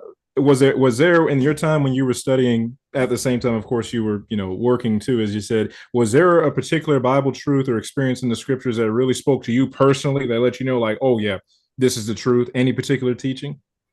No, like I said earlier, it was everything. It was that nothing in life ever has made so much sense as the truth, where everything makes sense. You walk into Kingdom Hall. I grew up in an all-black church. You know what I mean? But you walk into Kingdom Hall, it's like, oh, they got some Hispanics here. They got some Asians, some blacks, some whites. That made sense. Exactly. You know what I mean? Because it's the human race. I was like, okay. Then there was nothing that contradicted itself from Genesis to Revelation. And if the contradiction, it was because of your lack of understanding, not because the Bible contradicted itself. So that's what I'm saying. Everything was just, and I know people laugh, but I'm like, the fact that it started on time. Man, Pentecostal church ain't never started on time. We would go to Sunday school, and my father was always punctual. We'd be sitting there in the parking lot at 9:45. Like, Daddy, why are we sitting here? It's like, well, I'm on time. Yeah, but they ain't. And we were growing Yeah. up, it's like they come at 11 or so. I'm Mhm. like, it was frustrating. Yeah. And then, the Holy Spirit got to them. And so they would go way past. I'm like, man. So but when my first Yeah. meeting was it was at the International Racetrack here in Hollywood Racetrack. Mhm. It was and I went with, who became my ex-wife. And it was at a time when Switch was really hot. Mhm. And when the brother got up and said, friends, I had the program. You invite you to find your seats. I looked at her, I said, This is and a I saw miracle. these people, I said, this gonna start on time? And she said, we always start on time. I'm like, are you kidding me? See, again, that hit me. Yeah. And everybody, all these people sat down. I'm like, no, there's something, do this. Yeah. So, yeah.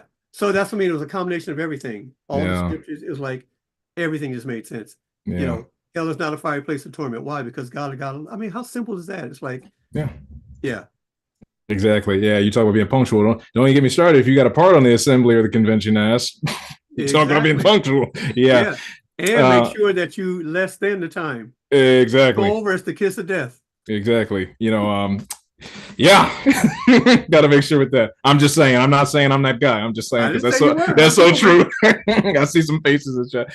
Very good. Well, you got some home family from Akron here on. So here's a question: do you ever get the chance to go back to Akron? If so, have you ever found that any old friends that you knew are in the truth now back home? Yes and yes and yes. But yeah, because I still have a sister back there. She's actually out here now. She was with us from Monday to yesterday. Now she's down. She's going to be going to a retirement party tomorrow. But yeah, and when I go back, I'm usually at the because where my sister lives, the Porter. What is it? Porter. I can't think of the name of it. But yeah, there's some friends I've known there for years, and some that I went to school with. Didn't know they were in the truth. But yeah, every time I go back, I always go to their meeting because they're the closest to where my sister's at. Exactly. Yep. Wonderful. Yeah, we were in Ohio not long ago and we drove through Akron. I said, the home of Philip Ingram, our brother. So yeah, that was nice to see. James, Howard Hewitt, LeBron James. Exactly. It's quite a few. Yeah. Llewellyn, he's also from Akron. Right. Kevin Dorsey. Yeah, there's a bunch of us. Yeah, man. So bunch of homies that came out of there. Let's see. I'm sorry, the chats are going up real quick, so I'll just kind of take them as we go. Just kind of keep with our time here, friends. Here is another one. And you said your family with you is in the truth. That's the other beautiful thing about that too, right? No, your immediate with you now. I mean, where you live. Now, you mean my wife, my daughter, my grandkids? Yes, your household. Yes. Not my brothers or sisters. None of them. Was just me. Right. Yeah. I should have clarified that. Yeah, your immediate household. They're all. Oh yeah. In the truth with you. Yeah, and I actually don't see any more questions in the chat. So, friends, we got about another. Everybody getting hungry. Exactly. So, I second that emotion. So, I do have one question that someone sent directly to me. Phil, where can they find that the first song, You Made Room for Me? If they wanted to find it, download it. It's on my website. Let me see if you go to. That's what I thought, but I didn't want to give out the wrong information. I told him philipingram.org. Yeah, that's it. Oh, okay. So then Let me see. Let me look on there. I'll tell you what number it is. Yeah, I know it's on there because I got it from there. I just don't know what number it is. It's go to my music. Most of all damage you guys want to you made. Oh, number 5, song number 5. You Made Room for Me. Okay, so on your website, philipingram.org, track number 5, you can go there because people are just, saying how beautiful it was. Well, thank you. And also one other question I got was any upcoming projects that we should keep our eyes open for. Oh, snap. I just saw a question in the chat. It says, I need a Brother Ingram Lady Coco collaboration. That would be fire. I did not put that in there. Tasha put that in there. I didn't do it, but I ain't mad at Tasha. I'm just saying. I ain't mad. You got that Michael Jackson, wanna be starting something. Yeah, exactly, man. Yeah. But any projects coming up, Phil? What on my website it says join my mailing list, and whatever I'm doing, because Switch got some stuff coming up in July. It's actually funny going back to Deborah Charity. We actually they have a show And the reason I'm saying they, because I can't make it June 9th, because it's our convention, regional, June 7th through 9th. And then during me teaching Pioneer School again this year Mhm. and going back as a student, they have a couple of shows at some of the city wineries, like Lind. You know, you got to see us in Atlanta. So this time they come to Atlanta. You saw me the last 2 times. I won't be there, but they will.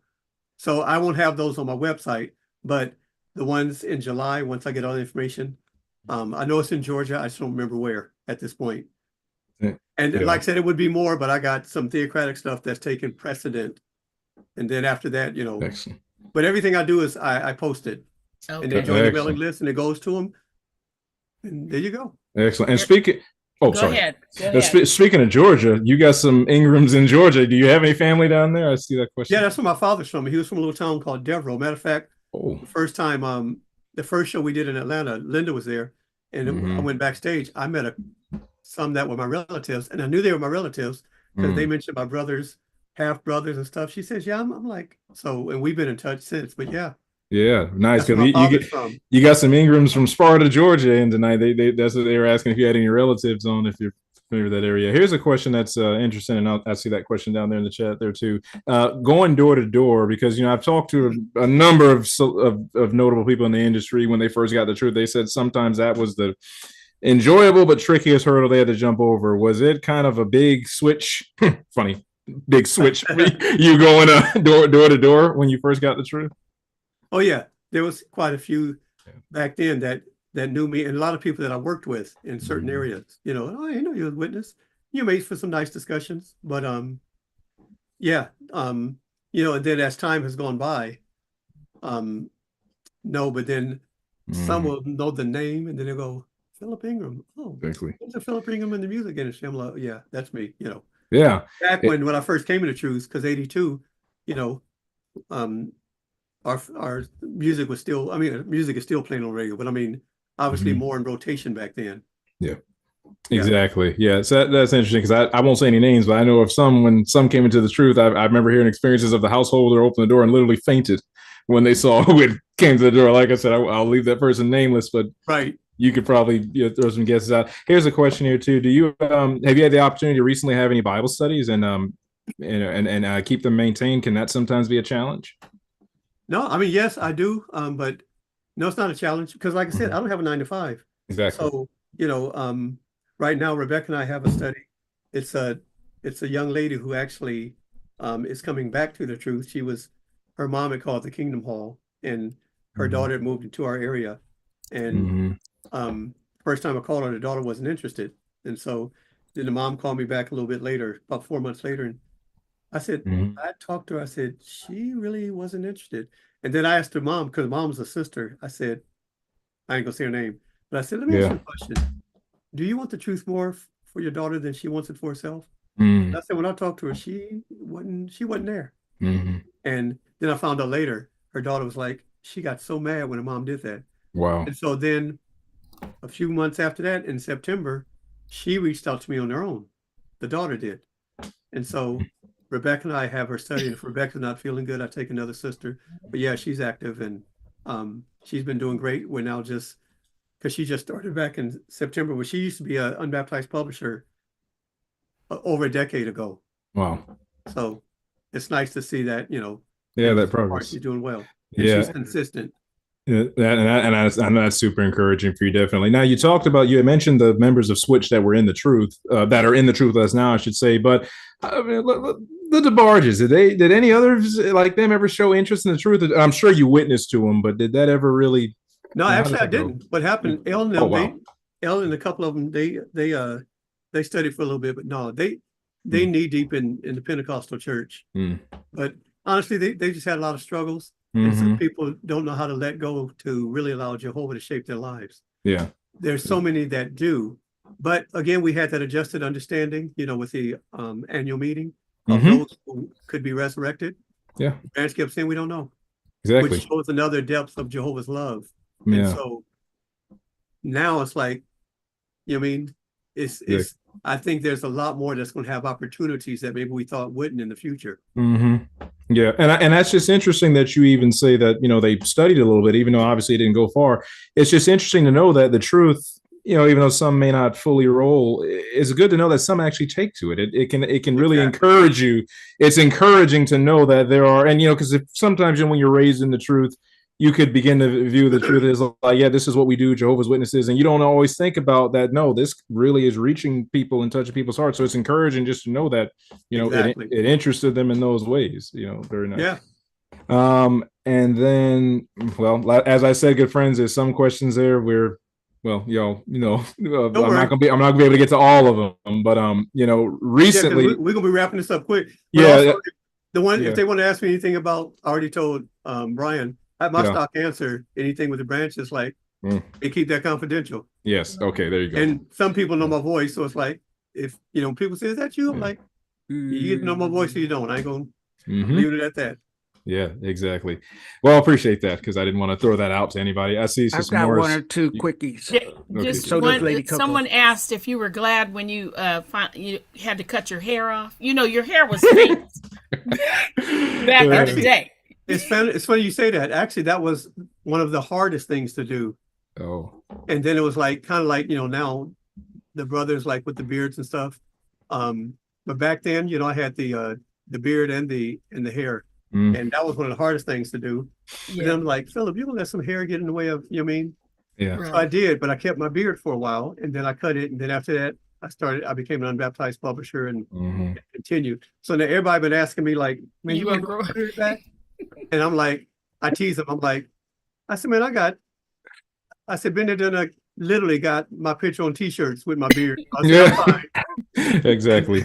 And then I tell them, I said, but see, it was a package deal. If I can't have the hair without the beard, it ain't gonna happen. So I'm done.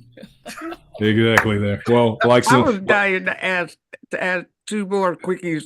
Yeah. Number of people that you and your wife have helped come into the truth, and then the second one regarding a family. But if you were to guess. Well, I know me personally, it's been about 27. Rebecca has been quite a bit even before we got married. So it's definitely I would say over 35, because there's some she brought the truth before we got married together. We studied with quite a few people together. And I studied with on my own, before I met her. Awesome. But we did a lot together. And sad to say, I one sister I know, she might still be on, but I knocked it down to 25 because one became apostate and one disassociated himself.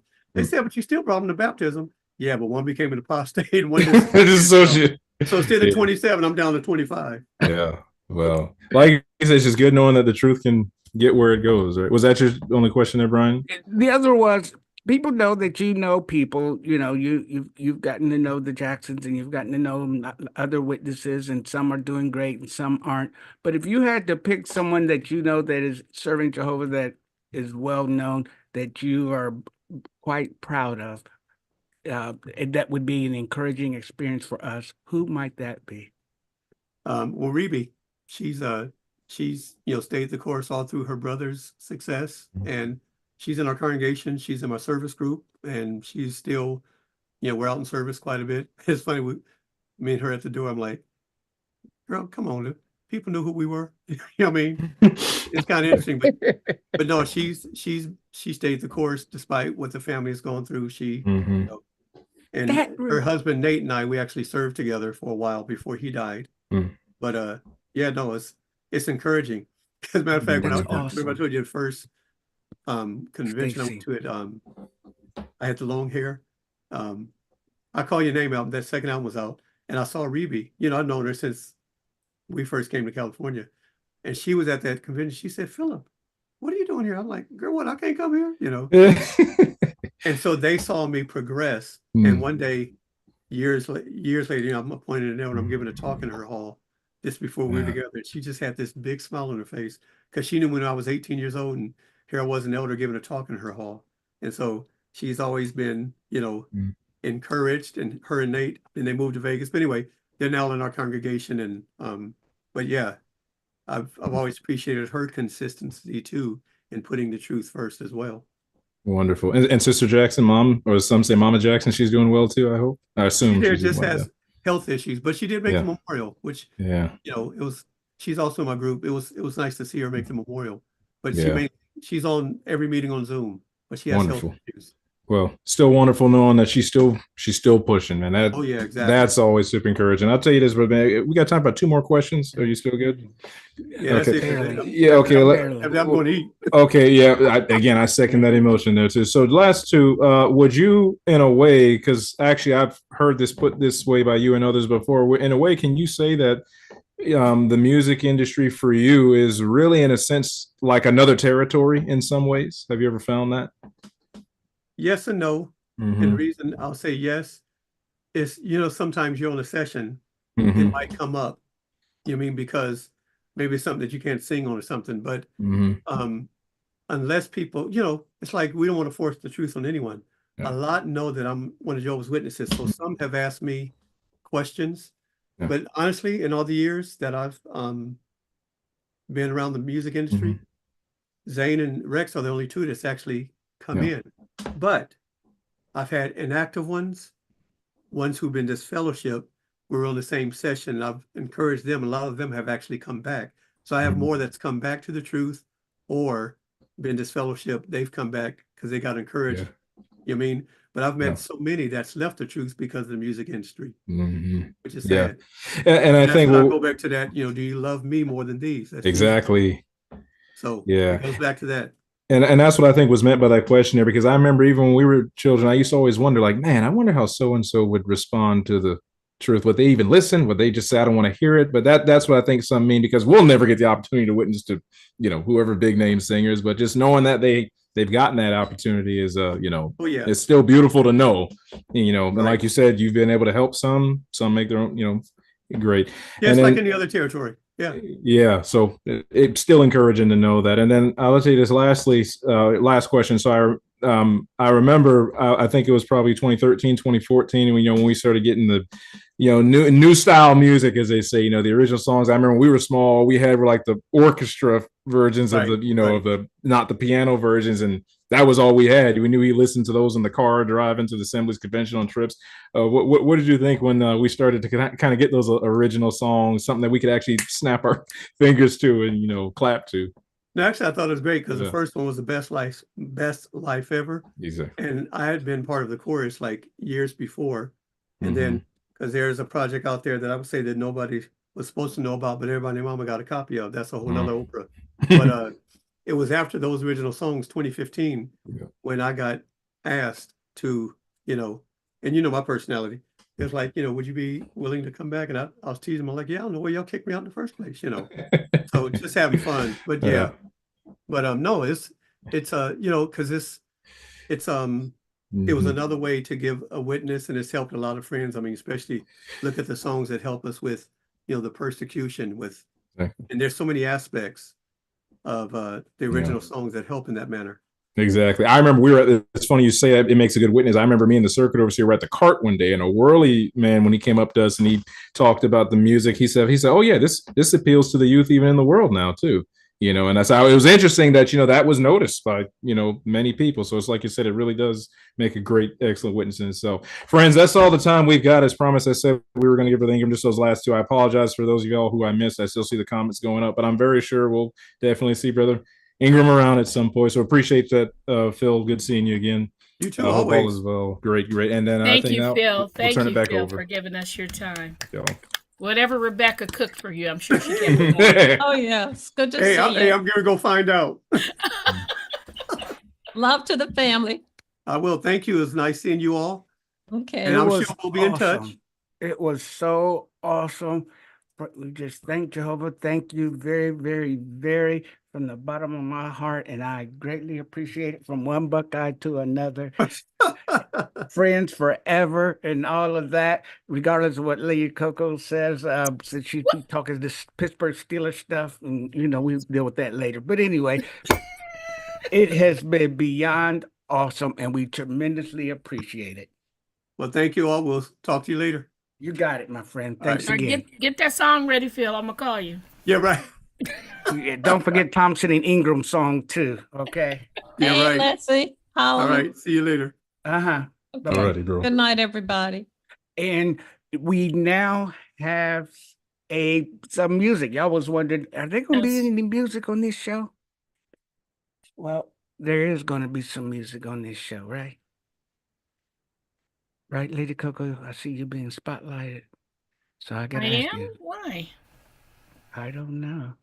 Am I being spotlighted? Yes, the spotlight is on you. Okay, I You, don't know why, but you. I think we have some wonderful performers. It ain't me. Let me just clarify that. Can I say who You're it not gonna is? try to force me into Can I no. can I say who it is? Yeah, I thought you were gonna say who it Yeah, is. well, I don't know why you're being I spotlighted don't know because either. I I get to didn't do say it. who it But is. let me just say this before you unspotlight me. Hi, Moselle. I see Hey, you. I Sister see you, Moselle. my love. I see you. Okay, if y'all keep messing around, I'm gonna start singing, and that will empty the room. Okay, how y'all want this? Where are musical guests? Raise your hand so they can find you and spotlight you. Because I don't need to be up. There we There go. they So I are. don't need to be up here. I There don't they know what y'all are. doing. There they are. And some of us had this great appreciation for Jehovah and they just want to put it in words. So that's why we want to hear the great Marcy, Danny and Marcy Forte. They got something to say about Jehovah. Good evening, everyone. Man, this show has been really very encouraging. And me being the babe, but I'm not gonna I have to be the babe of the bunch. But this has really been encouraging to hear Philip's story and how he would never trade this in for nothing in the world. The truth is always um, rewarding for us all. And like he said, those 3 words are my favorite words also. Jehovah got it. Jehovah got it. So, And saying that, that's what we're gonna do. and with saying that, that's what we're going to do. Sing about Jehovah. Yes. So this first song that we're going to sing is about Jehovah, and it's about a lady that we a sister that we had met down here, and she had listened to one of Marcy's albums before, one of her CDs that she had just released, and she told Marcy, says, "I don't know about Jehovah." So Marcy said, "Oh, okay." She says, "I really like the song. I love your voice, but I don't hear anything about Jehovah." And she, you don't sound, I want to hear Jehovah. And I said, you know what? I'm gonna write a song. And I wrote a song called Jehovah. And we always talk about her name is Sister Fisher. She's probably in the late 80s. Yes. She's probably in the late 80s right 87, now. 88. Yes. Yeah, she's 88. So this was inspired by saying, you should write about Jehovah. So this is the song that came from that conversation. Can y'all hear us? Thumbs up? Okay, All thank right. you. All right. Yes, Thank you. yes. Thank you.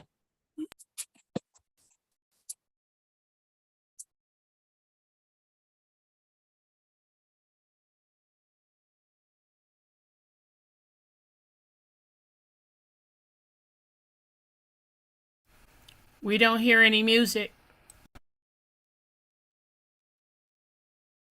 No sound. Original sound on.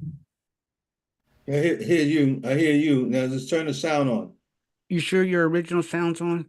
No sound is on. Go ahead. Go ahead. Can you hear that? Can you hear? No, man. Still hear music? Still can't hear. Yeah. We no, hear that. Just barely, just barely.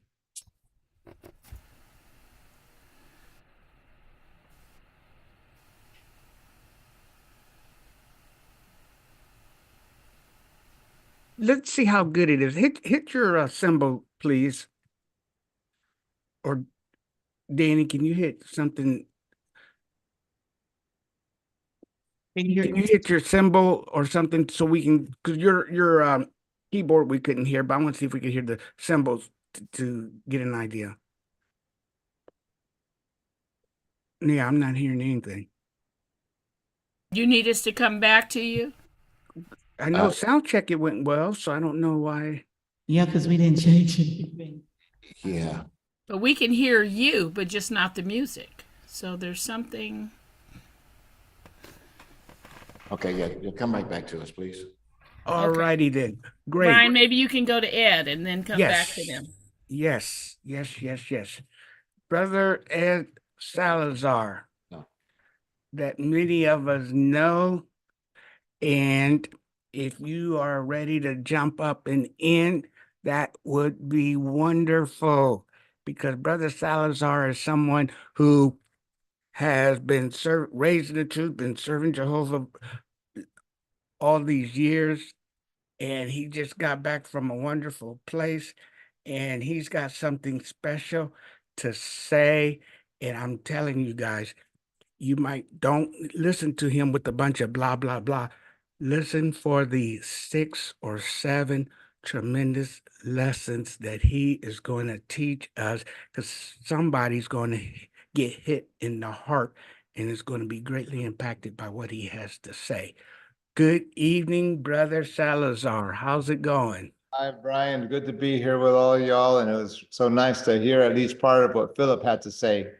Very encouraging. Yes, wonderful. Yeah, you just I know you just fresh off the plane and everything. So you can tell us about that and more.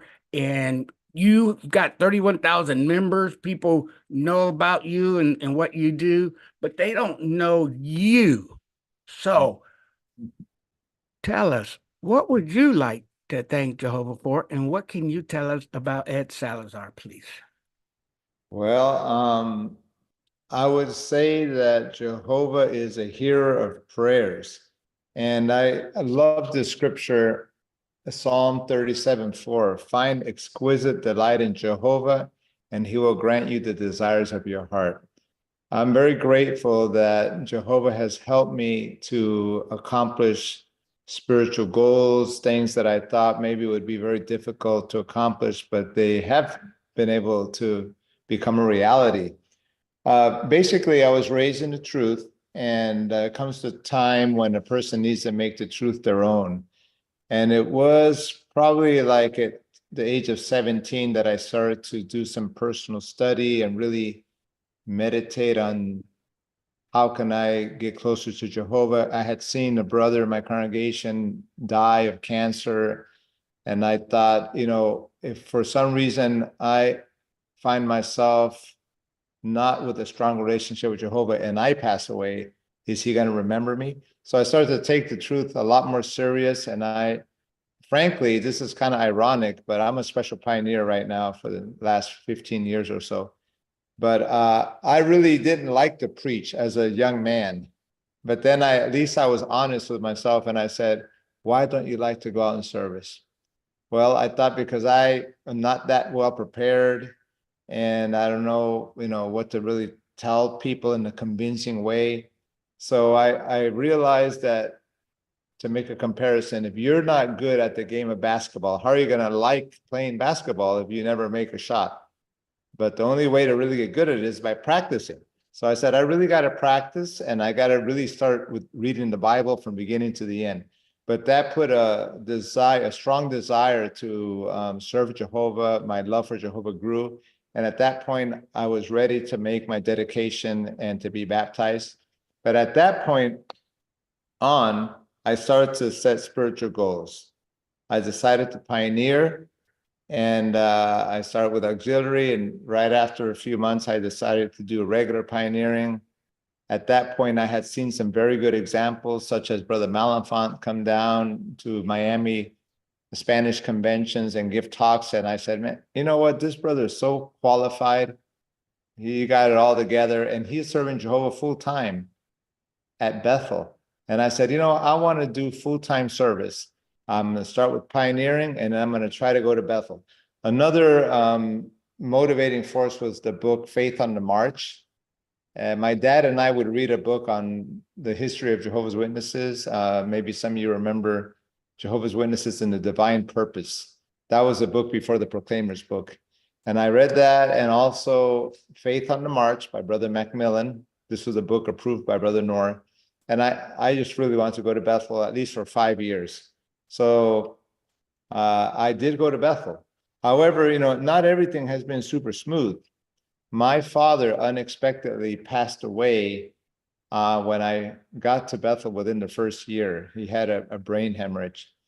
And so my mom, was very sad, of course, but I had to decide whether I should just go back before making the year and be with my mom again, or should I continue in Bethel, knowing that my older siblings were there with her. And I talked it over with them, and we all decided it's better for me just to stay at Bethel. It's encouraging to the family for her to have her son at Bethel. And then after the year, I'll decide what I was going to do. Make a long story short, I was able to continue my Bethel service, and it basically extended to be 24 years at Bethel. So Jehovah helped me through that situation. So many things have also happened. If I can back up a little bit, when I first got out of high school, I had considered the possibility of going to college and being an architect. But once I started to put spiritual goals, I realized I didn't want to do that. But I did take a course in learning how to draw first, the drafting. I got a little bit bored with drafting because I'm not that much of a technical person. But as I was taking a course in a junior college, I learned a little bit about art and drawing and painting. And in fact, my dad, before he passed away, said, if you take a class before going to Bethel, you might be able to have something to offer. Besides whatever they want you to do, it doesn't hurt the branch to have some other skills. And then I said, okay, so basically I was able to have a portfolio of art that I took with me to Bethel. And I realized that, the application says that we should be happy with whatever Bethel assigns you to do. But in my heart, I thought it would be really nice to have something to do with the art department, but I didn't think that they would call me, and I didn't want to ask anybody because it doesn't look good, right? To be asking to be in a certain department. But after about 2 years in being in different departments, laundry, asbestos removal, construction, plumbing, I asked the brothers in the art department if they wanted to at least take a look at my portfolio. But that was really good timing, because they actually were looking for a new artist at the time. And to make a long story short, they tried me out and they asked me to help out.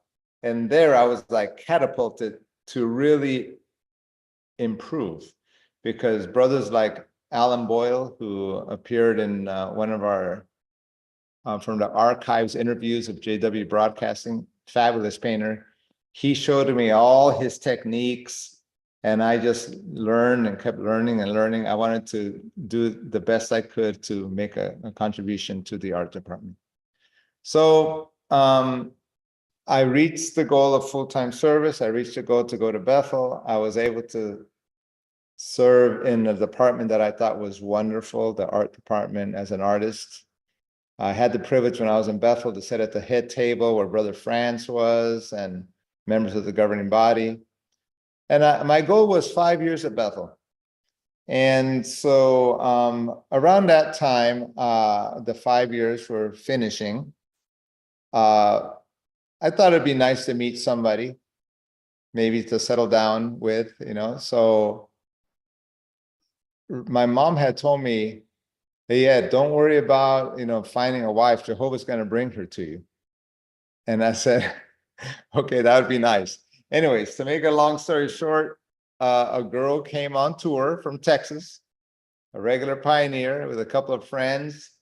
And now she's my wife, Violet. And we've been married for about 32 years and a great companion.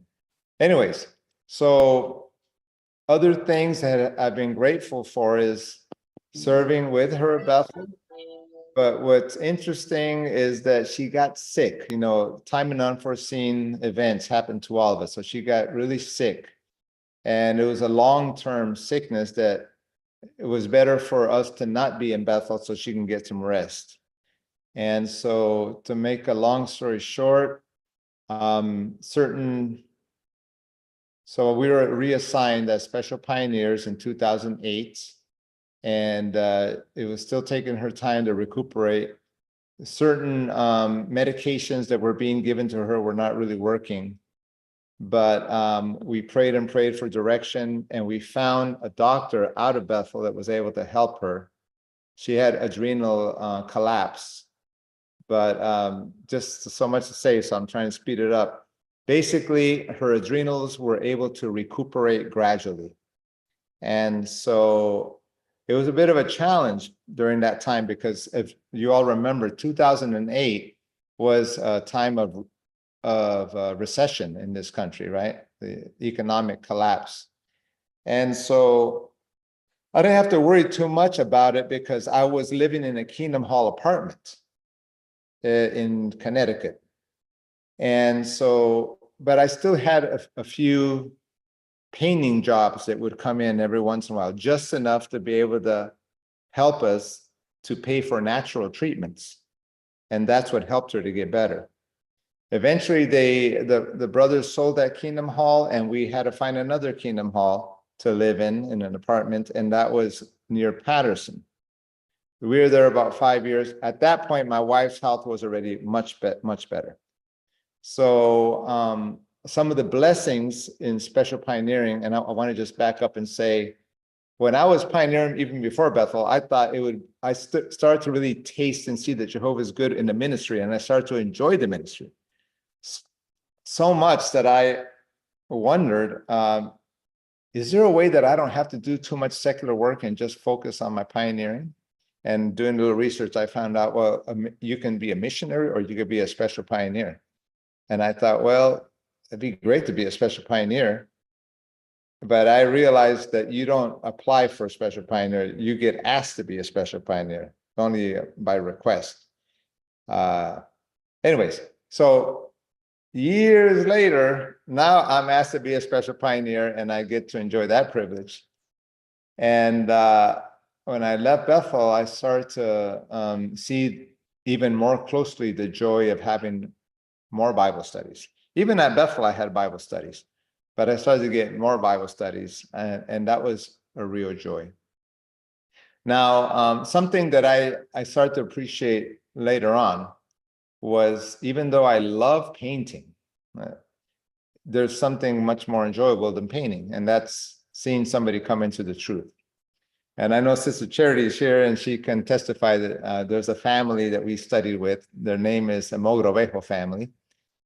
And I'll tell you real brief that we found this family when they were having marital problems, a beautiful looking couple, and then they have 2 little kids. So we studied with the children first. This was the arrangement from the parents. You study with the children, and then you study with us when they go to bed. And so make a long story short, they are now all in the truth. It was rough for a while because that is the husband, had some family opposition, being that they're Catholic, and they didn't want them to break the Catholic traditions. But Alexandra, the wife, she was so firm, and she basically didn't want to stop. So she was studying behind his back.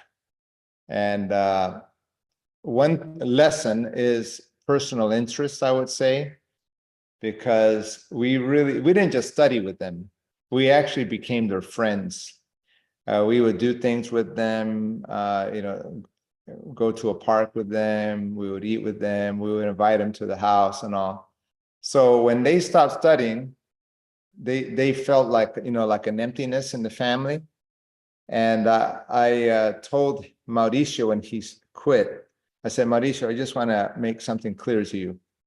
I want to ask something to be clear about this. And then I asked him, everything that we've taught you so far, do you agree that it's been from the scriptures?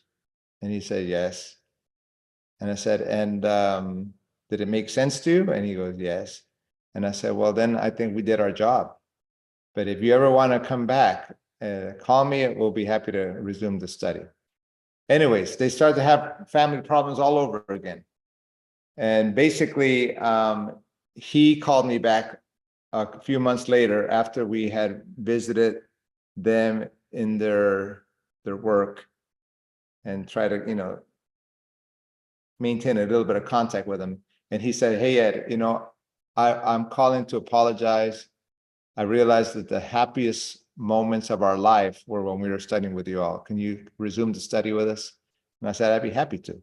So anyways, we start to study again, and to make a long story short, they're doing very well. He's a minister servant. The wife is a regular pioneer. And one of the boys, who's now old enough, applied to Bethel, and he's been in Bethel 1 year. That's Matthew. And the little boy, he's a regular pioneer, Jeremy, and he has the goals to serve at Bethel. In fact, they came out speaking about music, they came out in a music video. The one, what's the name of it? Imagine the Time. Imagine the Time. It's a beautiful, it's a family like of immigrants. They're thinking about how life would be in the new world. That's them, that family, if you ever want to check it out. Anyways, so why do I mention about painting canvases and preaching? Well, I've come to realize that even though it's a wonderful thing to see a canvas come to life, there's something much more beautiful. It's to see somebody have a love for Jehovah, because that person is alive and that life can last forever as long as they continue to do Jehovah's will.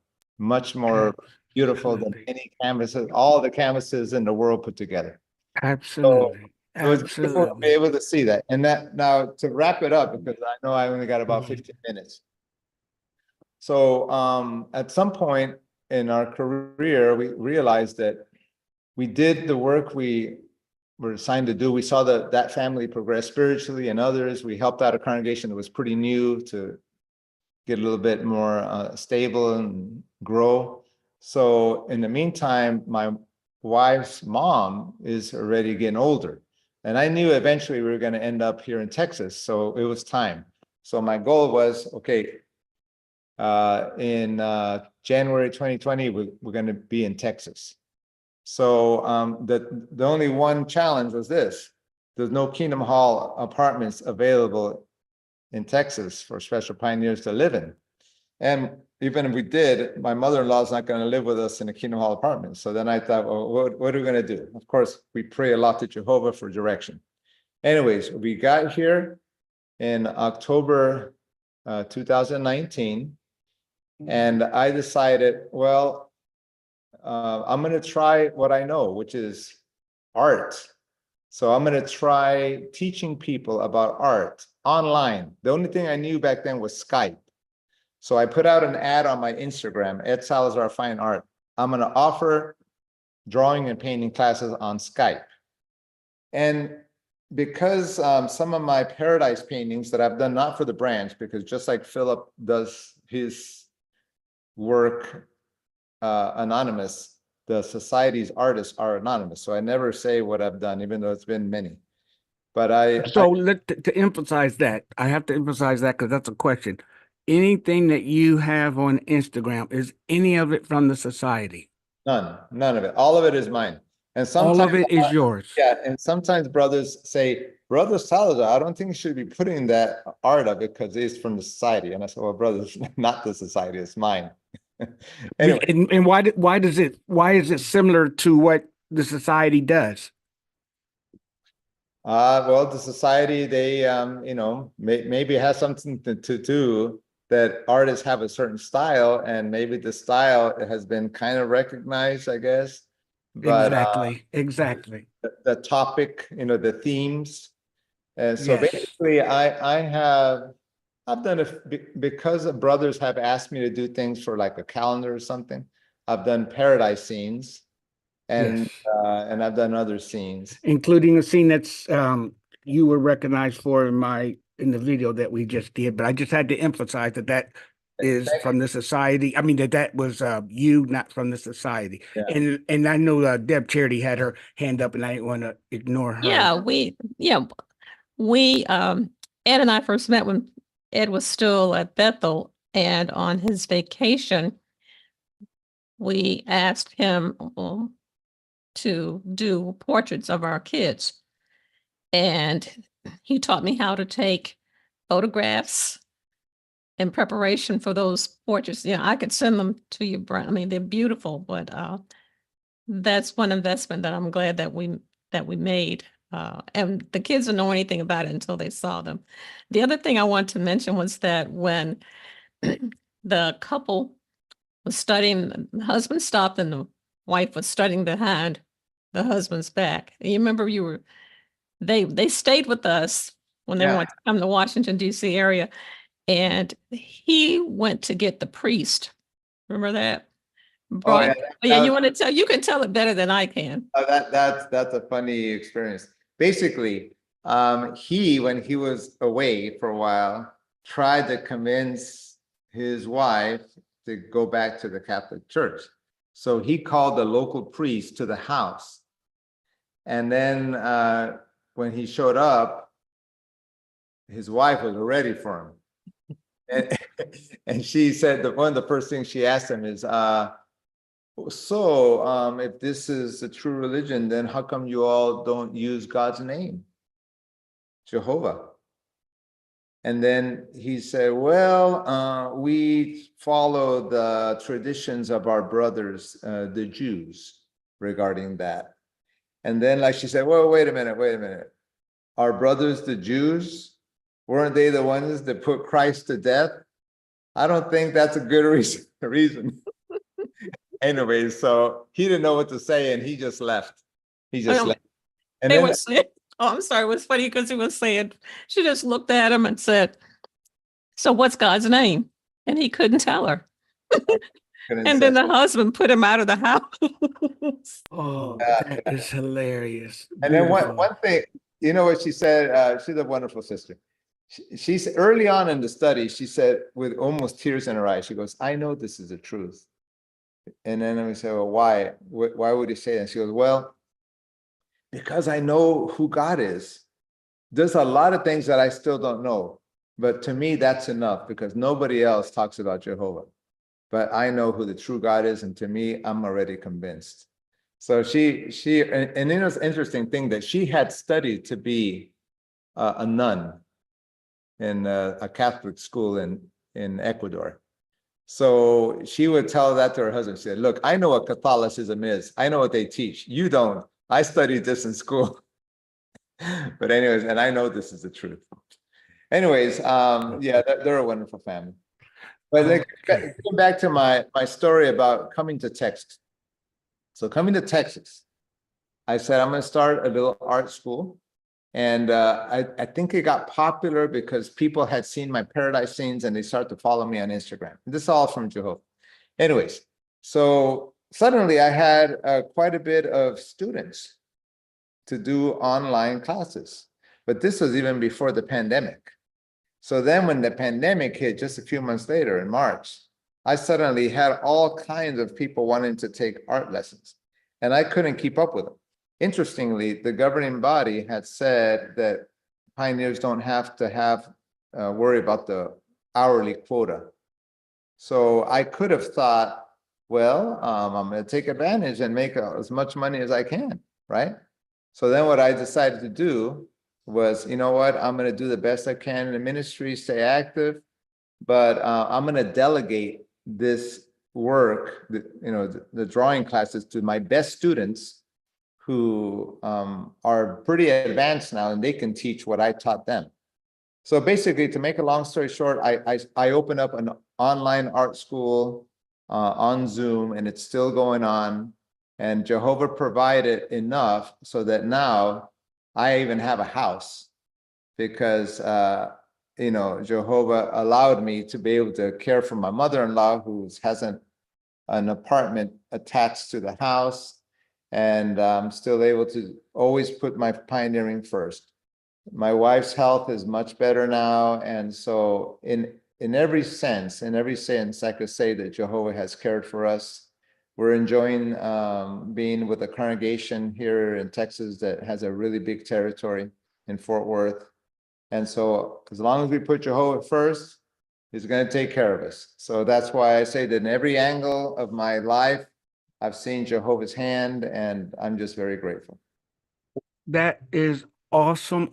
And I know Danny and Marcy are ready now, and we're overtime. But before we do any of that, I want to thank you tremendously. And I said there were some valuable lessons that some people didn't get, so I listened and I got them. You have a deep love for prayer.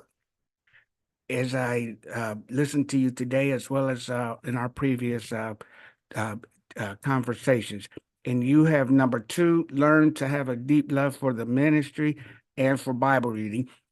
Just as I remember when I didn't like Bible, I used to tell my mom, I don't like Bible reading because sometimes I read the Bible, I just fall asleep. And I remember being a youngster, I don't like going out to field service. I can't wait to go home and watch cartoons. I hope it's raining Saturday morning and I remember all of that. But when you learn to love the ministry, when you learn to love Bible reading, it makes all the difference in the world. Number three, you know how to pursue with your gifts. You develop gifts, you know what your gifts are. Instead of trying to find just any old job that you don't like, you learned how to use your gifts. And number four was you know how to pursue big goals through your gifts. You don't think small, you think big through your talent is what I'm trying to say. Your talent. I love how you use your talent for Jehovah, and you know how to make a living with your talents. And my favorite one, or my second favorite one, become friends. People do not know. You can, if you want a Bible study, you have to know how to become their friend. And there's somebody on here right now who also told me to get lost because he's a Trinitarian and he's gonna be a Trinitarian. He's gonna die a Trinitarian. And I said, cool. I remember the day he told Connie and I just continued to be his quote unquote friend. And now he's an elder. I want to share real quick, what a circuit overseer once told us in Pioneer School. He said, it's very easy to say goodbye to the stranger, but it's not His easy to say, friend. but Yeah. it's not easy to say goodbye to a friend. So what people, you have a higher chance to see a study succeed and go all the way, have a friendship with them. Absolutely. We have to be real friends with those in our ministry, just as my friend did, who's now an elder and children baptized and wife pioneering. So that I know the power of always being friend. And then my favorite that you said toward the end, but you didn't say one of my favorite words. You said Jehovah provides. Is there a word that means that? The pressure is on. Is there a word that means Jehovah provides? The answer is Jehovah Jireh. Ah, wonderful. That means Jehovah provides. And so that's the altar that Abraham built that it's easy for us to miss. But that word means something to me. I even have that word in Hebrew at my home, Jehovah Jireh. It means that if you're struggling, if I'm struggling, and I want to tell you, Ed, about my struggles. You listen to me like, yeah, I understand, Brian, I understand. And you try to be encouraging, but at some point you say, hey, Brian, Jehovah Jireh. And that's it. Ah, that's great. That's a great takeaway point right there. That's it. Thank That you. means that's it. That's like Philip says, Jehovah got this. But when someone says to me, Jehovah, I'm stressed. I got this thing going on Friday night, and all you gotta say is Jehovah Jireh, boom. And all you have to say is Danny and Marcy Forte, and I'm like, yes. Very nice. And so thank you very, very, very. Hey, Brian. And how can people get in contact with you? Just by going to edsalazarfineart.com. And yeah, edsalazarfineart.com. Hey, before I say goodbye, can I literally put something that just lasts 1 minute to show Oh, yes, Greece. I forgot. I just Greece. Yes, that was the big thing. You just got back from Greece. I hadn't been, my friends, I haven't been able to get away on vacation for about 9 years, besides visiting my family. better like a vacation going somewhere else. Yes. But I really enjoyed this, and just Yes. to And it's only 1 Good. minute long, friends. So this is awesome. Do not be trying to leave now. okay, here we go. In the footsteps of Paul.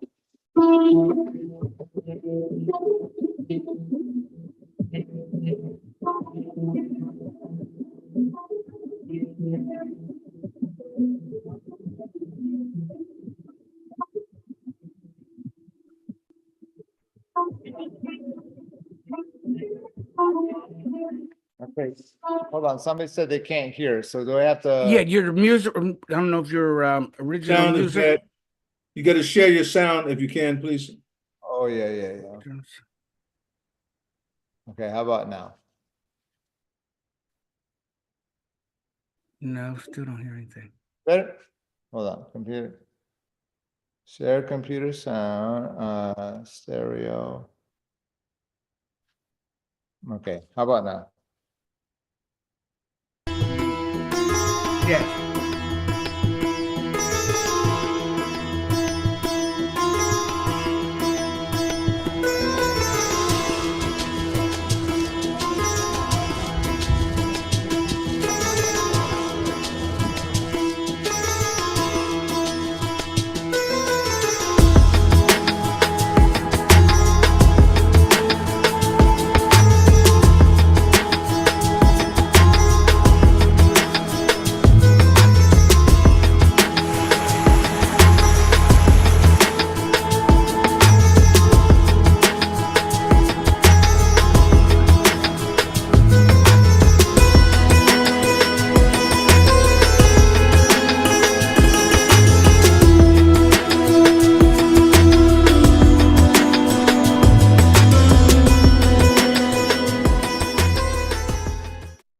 All right. So here's a quick takeaway point, if I may say, just one brief comment. Could you hear me, Brian? Yes. So here it is. So there are other groups that go to these lands like Greece, and they say, hey, we're going to go see where Paul went. But you know, it's interesting that Paul picked up from what Jesus and the apostles did and took the good news to the nations, right? So I kept wondering, who's following up on this? Jehovah's people are picking up from what the early Christians did, the true disciples of Jesus, and continue to preach the good news until it's finished. So it helped me to really appreciate what Paul did, the efforts he did. We were on buses and we were on a ship, but what Paul did was just amazing. And he would preach to people in metropolitan cities like Corinth that had about 300,000 people there. He would get up in the middle of and try to tear down false teachings, like all these, mythological gods they believed in. What a courageous man. So it helped me to come back with, even more zeal to imitate Paul, who imitated Christ in the preaching work. Anyway. And thanks a lot. Thank you very, very much, Darren. We greatly appreciate that. I know we've gotten behind there, but that was superlative. And I know you'll be having other things on your Instagram about what you'll be doing in the future there. So thank you very, very much. And we'll move on to the Fortes there. But thanks again there, Brother Salazar. And so if you are ready, Danny and Marcy, and now... And then this, just to let you friends know, this is the final event there afterwards. And sorry that we went over, but it was all been totally awesome. And so go ahead. Can you hear that? Yes. That was my fault. That was my fault. I thought my original sound was on. I can't see. I'm getting older, so these glasses don't have to get a little stronger. I understand. I'm sorry. I apologize, everyone. That's okay.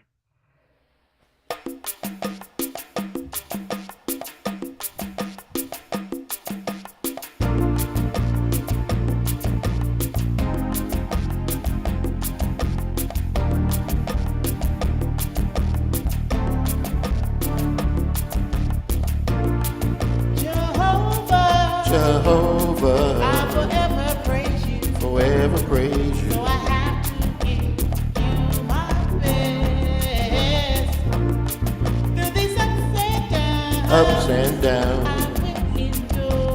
will endure. 'Cause obedience is what you bless.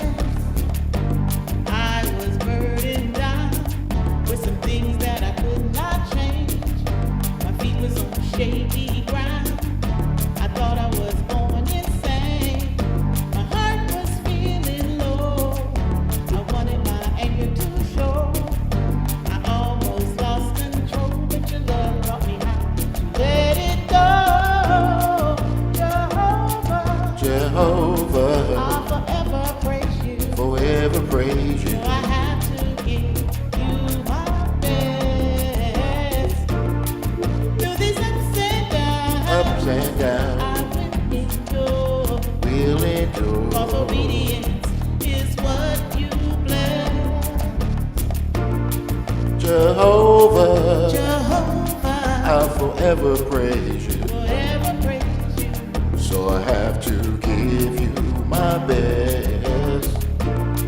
Through these ups and downs, Ups and downs, I will endure. will endure. 'Cause obedience is what you bless. I remember the sacrifice when your son gave up his life. How the pain had to make you feel. Your love is strong, your love is real, but you still wanted others to hear the good news that the kingdom is near. So you gave us the privilege to preach that everlasting life is still in their reach. Jehovah, Jehovah, I'll forever praise you. forever praise you. So I have to give you my best. Through these ups and downs, Ups and downs, I will endure. will endure. 'Cause obedience is what you bless. You are High above, you are the only are God of love. you are Yes, for us, you are God we trust. Jehovah, Jehovah, I'll forever praise. Jehovah, Jehovah, I'll forever praise you. Jehovah, I'll forever praise you. Jehovah, I'll forever praise you.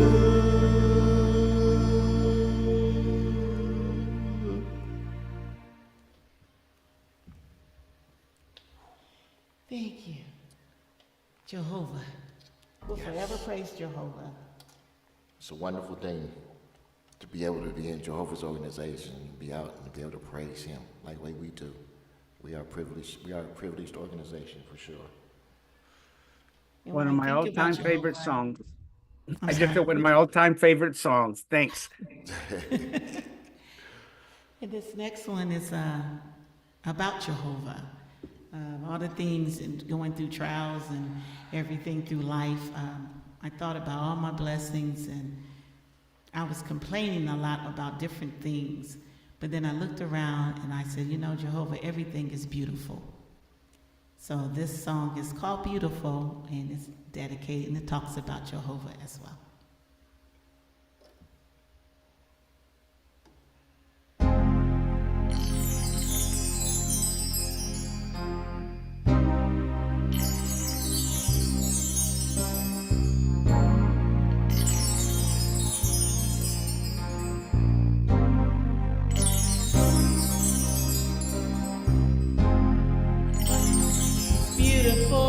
Beautiful,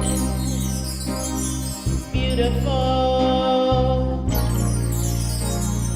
beautiful. Oh, it's beautiful, it's beautiful,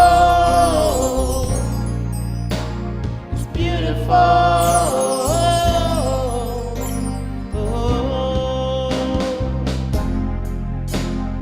Beautiful. beautiful. All the things that you have done for me. It's beautiful. It's beautiful. All the things that you allow me to see. I feel the breeze on my face. On my face. While my heart is trying to embrace.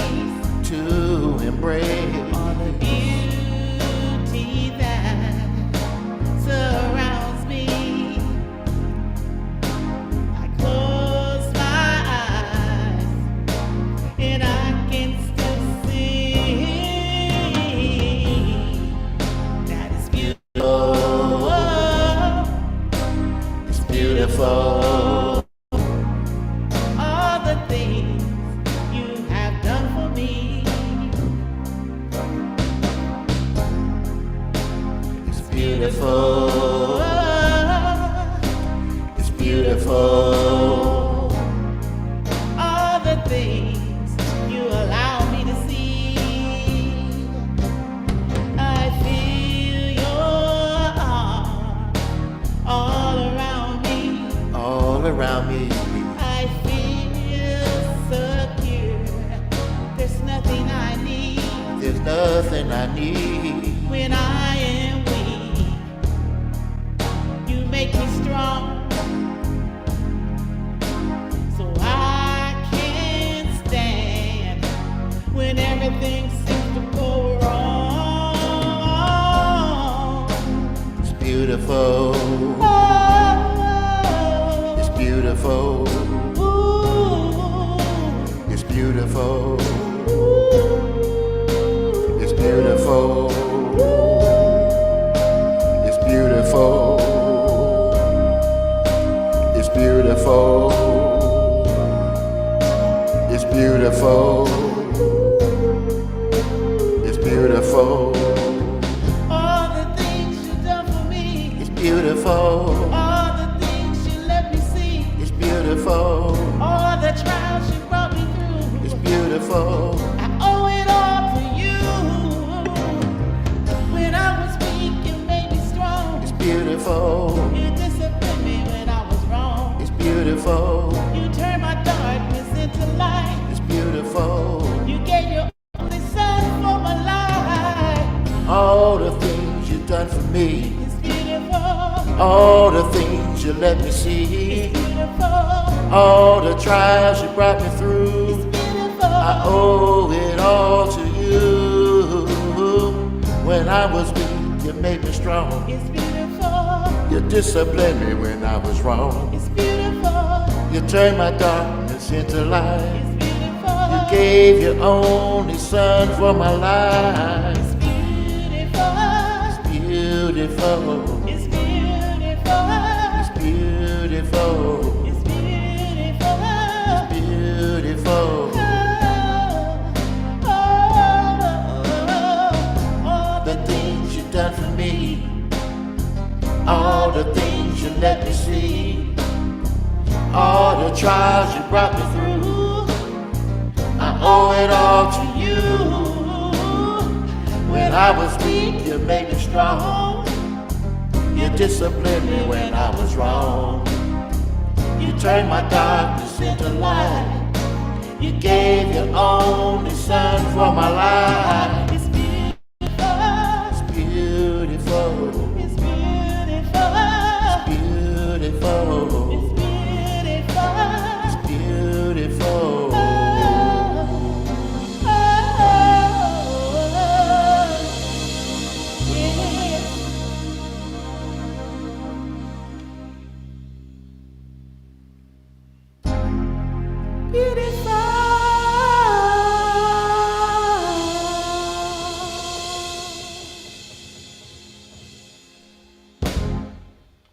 And Madison Square Garden goes wild.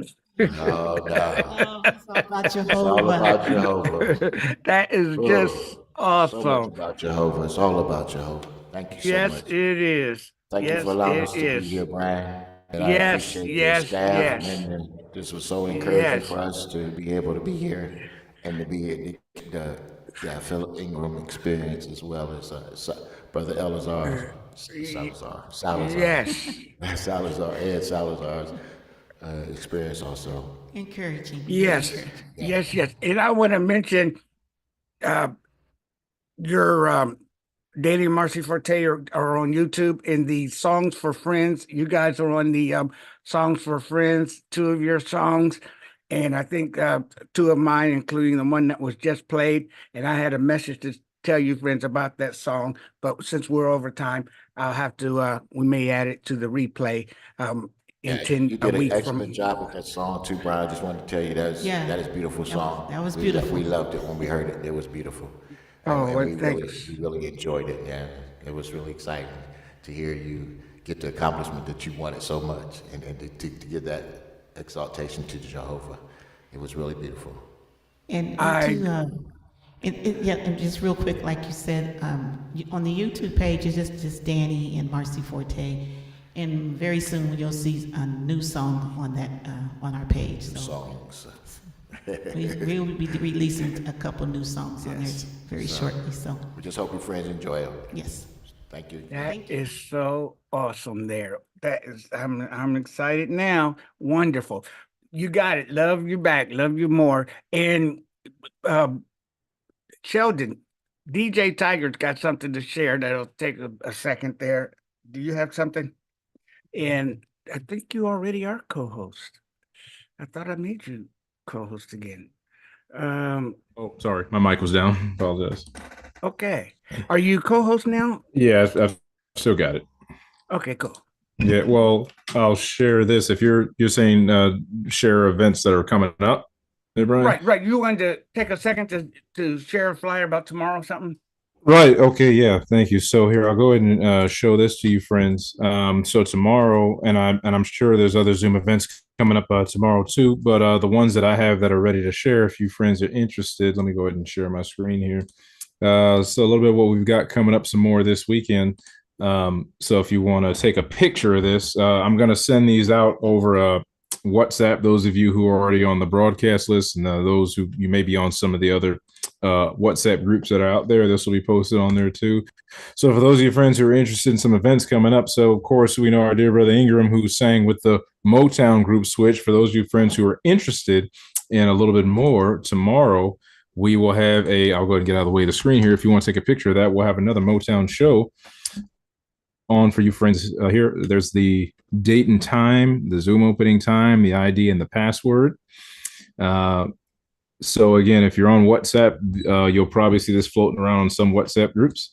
And then as far as Sunday goes, we'll have a live performance for you friends at that same ID and password on that same Zoom link there. Global Soul is going to be our theme. So we're going to have a number of friends from different parts of the world. We've got some literally as far as South America, all the way to Australia, that are going to be performing live for you friends. So if you friends want to take a picture of this, and if you want to share it with friends in the congregation and your service groups, more than welcome to. So Sunday at 7:30. So those of you friends are at home, maybe have nothing to do after your meeting, you got a nice dinner and a show for you on Sunday. I'd recommend for the live show, you'll probably want to, if you've seen those HDMI cables, you'll probably want to adjust it to where you can pull up the your Zoom on your TVs at home.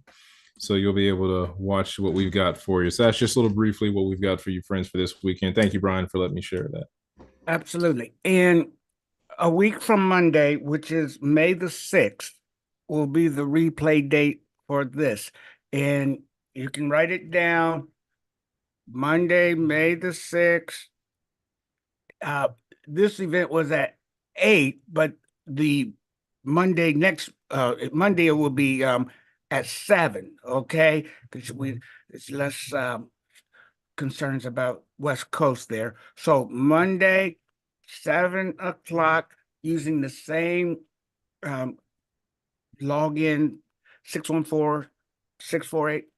614-648-1964 and the same password, praise Jah, all caps, one word.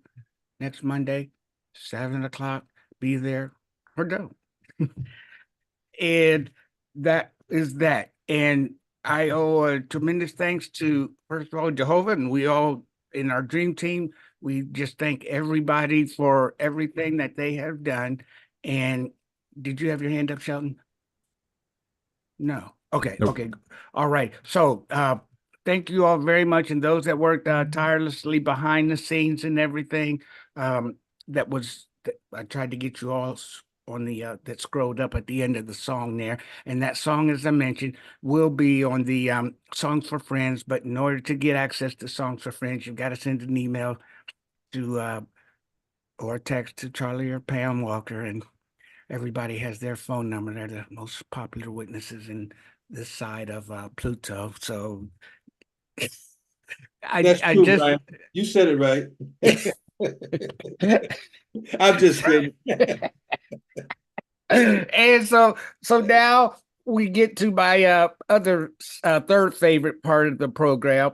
We get to ask a few of you, what would you like to thank Jehovah for? And here's what I mean by that. If you have something special that you would like to thank Jehovah for, you can put it in the chat now. If it's brief, you can email me at the TTYJE thank you Jehovah event. So it's TTYJE at yahoo.com, which is also on the flyer. If you have something, you can email me there, and or you can put it in the chat. And here shortly, we're going to unmute, and you'll be able to say hi, but you can't share it there because everybody will be talking all over you. So we have that. And Dream Team, am I missing anything? I was going to add something about about the song, but that will just be on the Can replay. Charlie put in the chat where for friends to be able to access that Songs for Friends? Yes.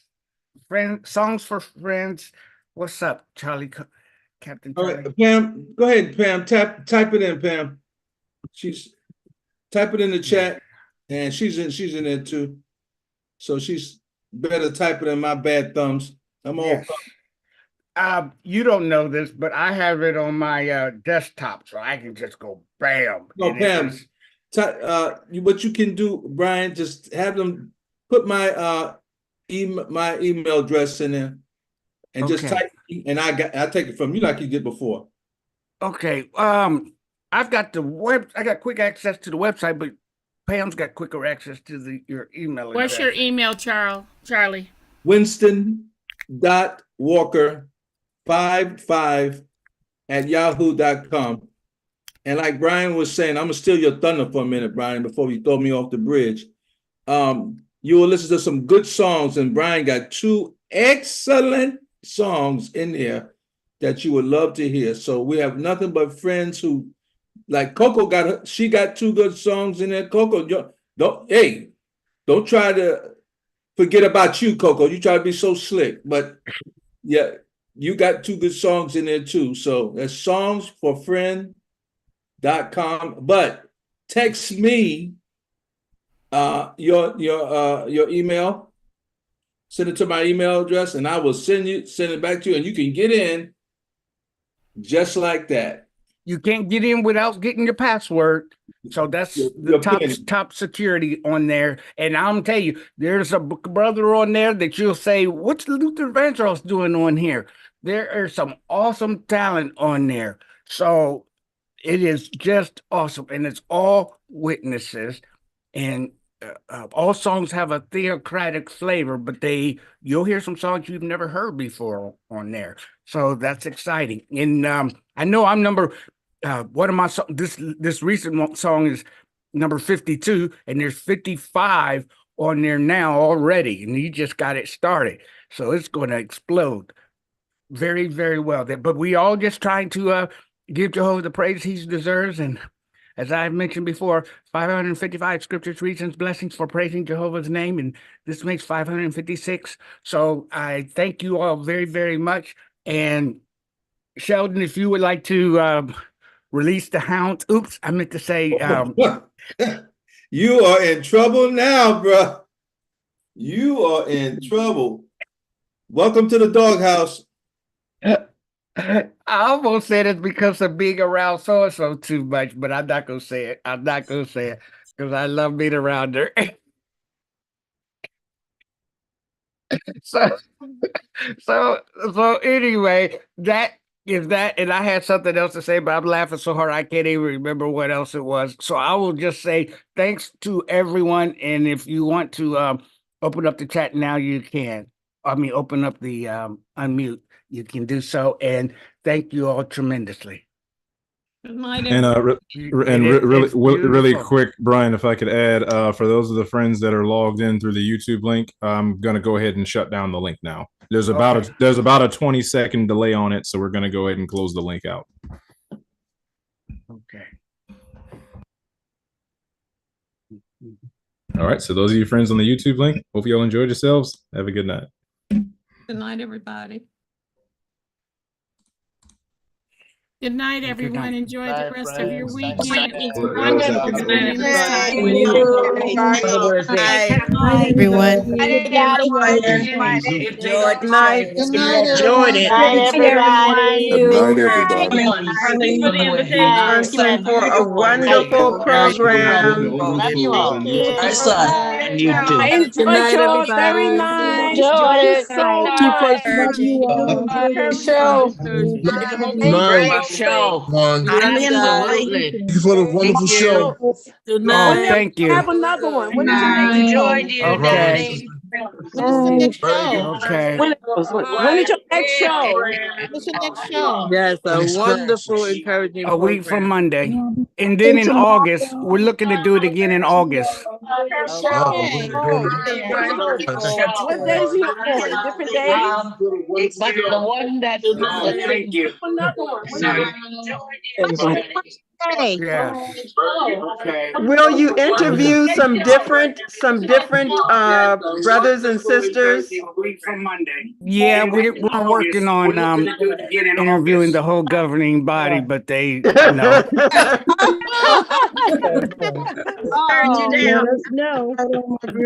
The answer is yes. We are working on lining up some others. Okay, great show. Thank you. Thank you so much. Yes. Thank you. It was beautiful. I enjoyed it tremendously. Oh, it was beautiful. It Very was encouraging. Have a good night, everybody. Good night. Good night. Spiritually uplifting. Everyone. Thank you. Good night. Winston Walker first. Did a great job. Get home safe. Okay. Thank you so much, Thank Heather. you. I even got my husband to stay the whole time. This is beautiful. We should have been watching all that rotten news. Instead, we had a good time here. Yes, we certainly did. That rotten news, It's like beautiful. you It is said. beautiful. Hello, brother. Do I go to Winston Walker 55 first to get the song for friends? Yes. Yes. Winston Walker 55 at yahoo.com. Text him email him your email and your full name. Okay, Winston. thank you. And you will get your own special password. I'm ready to go. Oh. Winston. Okay, 1 second. What is it again, please? Oh, wait a minute. Okay, I'm trying Look to. in the chat. Get there. Huh? Oh, I don't know how to do it. I voted. Somebody. It's in the chat. Oh. Okay, thank you. It's in the chat. Yeah. In the chat. Uh-oh. I'm kind of Know how slow. to go to the chat? Why is it Thank you. You can write it down. Winston Walker. It's Winston.Walker 55 at Yahoo. 55. Oh. Okay, thank you. Have a good night, everyone. Okay, bye-bye. Have a good night. Mr. Walker. Guys. Good night, At yahoo.com. So Send Brother Walker an email. The one that you have to just send an email to him. So we send an email? Maybe can we do this really quick, Brother Walker? I think friends are asking the email. That's Winston.Walker55. That's the email friends can go to. there, right? If they have questions about if they want to see the. That's Charlie's email, yes. Okay, so friends, if you get that, that's the email that you can go to winston.walker55@yahoo. It's right down there in the chat. Good night, everybody. Good night. Good night. Good night. Thank you so much. Good night, everybody. Thank you, It Brother was Thompson. absolutely wonderful. Good night. Oh, glad Bye, you enjoyed it. Shelton. Glad Yeah, you you have a good enjoyed night, it. y'all. much. We'll see y'all tomorrow. Yes, Thank glad you. you Thank you, enjoyed our it. dear Brother Good night. Thompson, everyone. You're May very, Jehovah very bless welcome. Take care, everybody. Well, everyone. thank Thank you. Jehovah. Yes. Yes, Thank you, Jehovah. Thank you. Thank you, Jehovah, always. Thank you yes, so yes, much. yes, yes, yes. Good You're night, very everyone. welcome, sis. You're very welcome there. This was a spiritual And treat. thank Thank you you very so much, much. Thanks, Anderson. Kathy, Fantastic job on Linda, that song. everybody, I wish I'd Good said night. Deb. Thank you. good night. Would you say, Linda? No, I said Anderson was here. I wish I'd known he was there. Oh, I saw his Who? name. Anderson. Oh, Are you I'm trying to act like you sorry. don't know the man that mixed your song? I didn't hear you. Don't be treat me like I don't know him. I just didn't hear No, you. I'm sorry. Forgive me. I'm Yeah, like, speak I'm right, sorry. then I can hear what you're saying. I'm sorry. Forgive me. Okay. Please, please. I'm Yes. sorry. Is I'm he sorry. still there?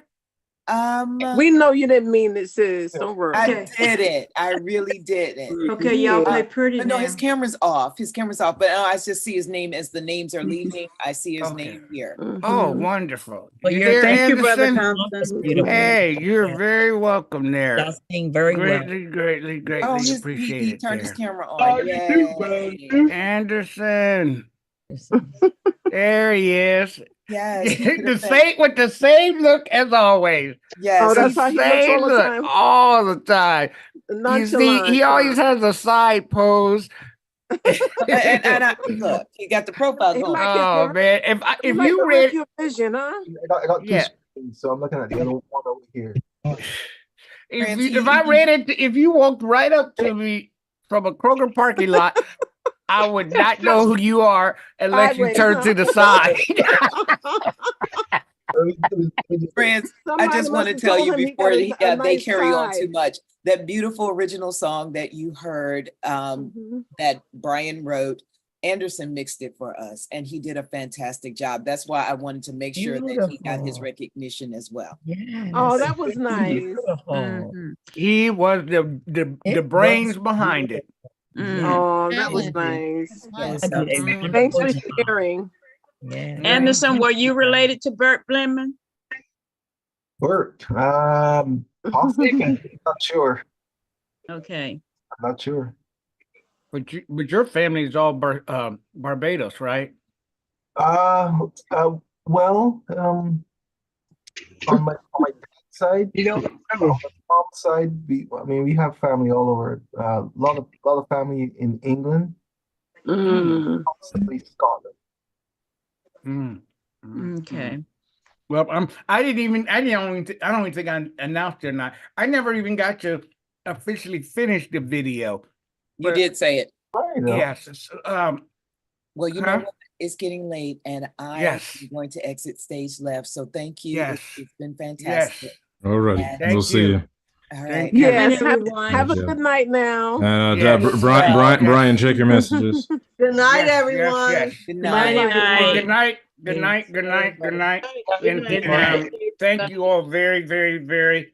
And yeah, we're gonna shut her down here in a minute. So, but much love to all of you, and got another watchtower to get ready for and field service in the morning and all that great stuff. But thanks to all of you very, very much. And Thank you. thanks again. Thank you, Thank Brian. you. Sure, you are Yes. very, very Thank you, welcome Brother there. Brian. My brothers and sisters. And oh yes, night. we're Good supposed to night. play the song. I forgot about the song. I said we'd play it twice. Yes, let's play the song, please. Oh, yeah. I'm out. Have a good night. Bye-bye. Bye. Confirming, Brian, you want me to play the same one we started with? That's why. There you are. Here it is. Wrong song.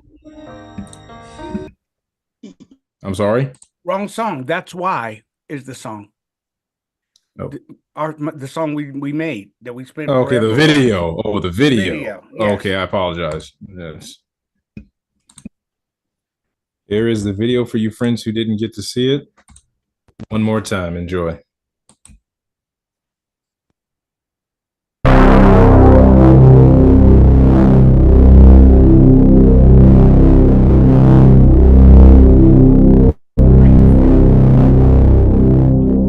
The grandest name for all time to come.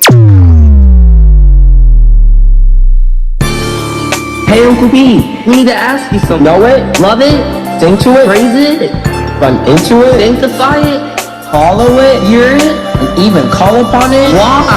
How?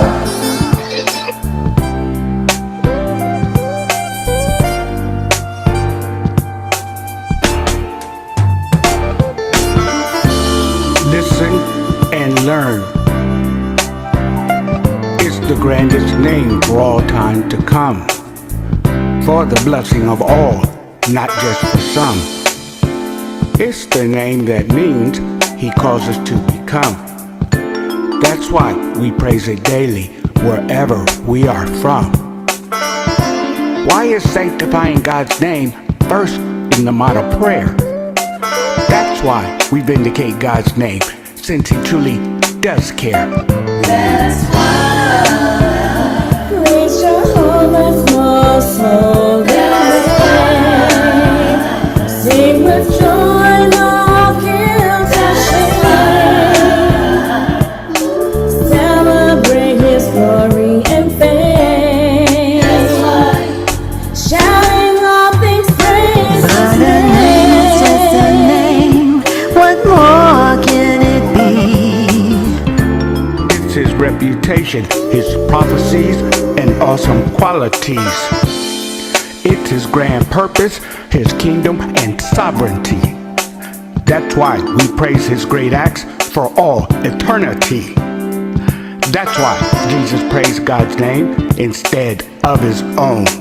And that's why Jesus said, I've come to make your name known. That's why praise Jehovah's most holy name. Sing with joy, all guilt and shame. Celebrate His glory and fame. That's why shouting all things praise His Jehovah's name have a special power. Well, the righteous run into it for protection, since it's a strong tower. So how do you show love for a name? You vindicate and exalt it, and fearlessly proclaim. So that's why we sing with joy, no shame. We celebrate His glory and fame. And that's why we shout all things, praise His name. So that people see our best friend just as we do. And since God is love, we should be loved too. So don't refrain, always proclaim without guilt or shame. All glory to the grandest name. Ladies, That's why praise Jehovah's most holy name. Sing with joy, all guilt and shame. Celebrate His glory and fame. That's why shouting all things praise His name. Praise Jehovah's most holy name.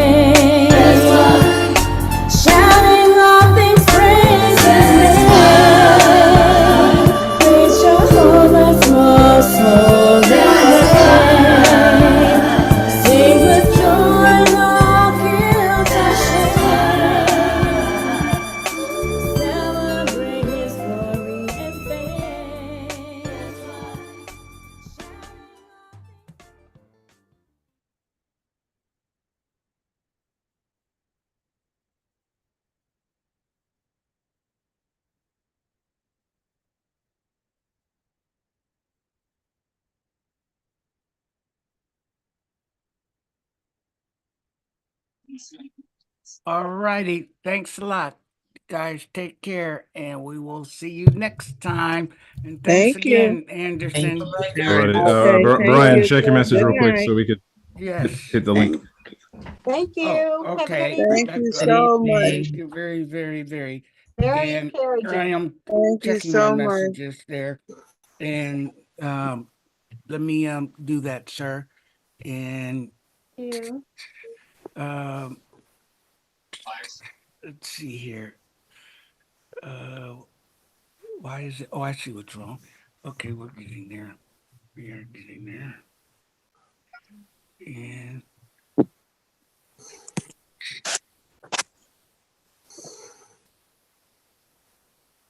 okay, there we go.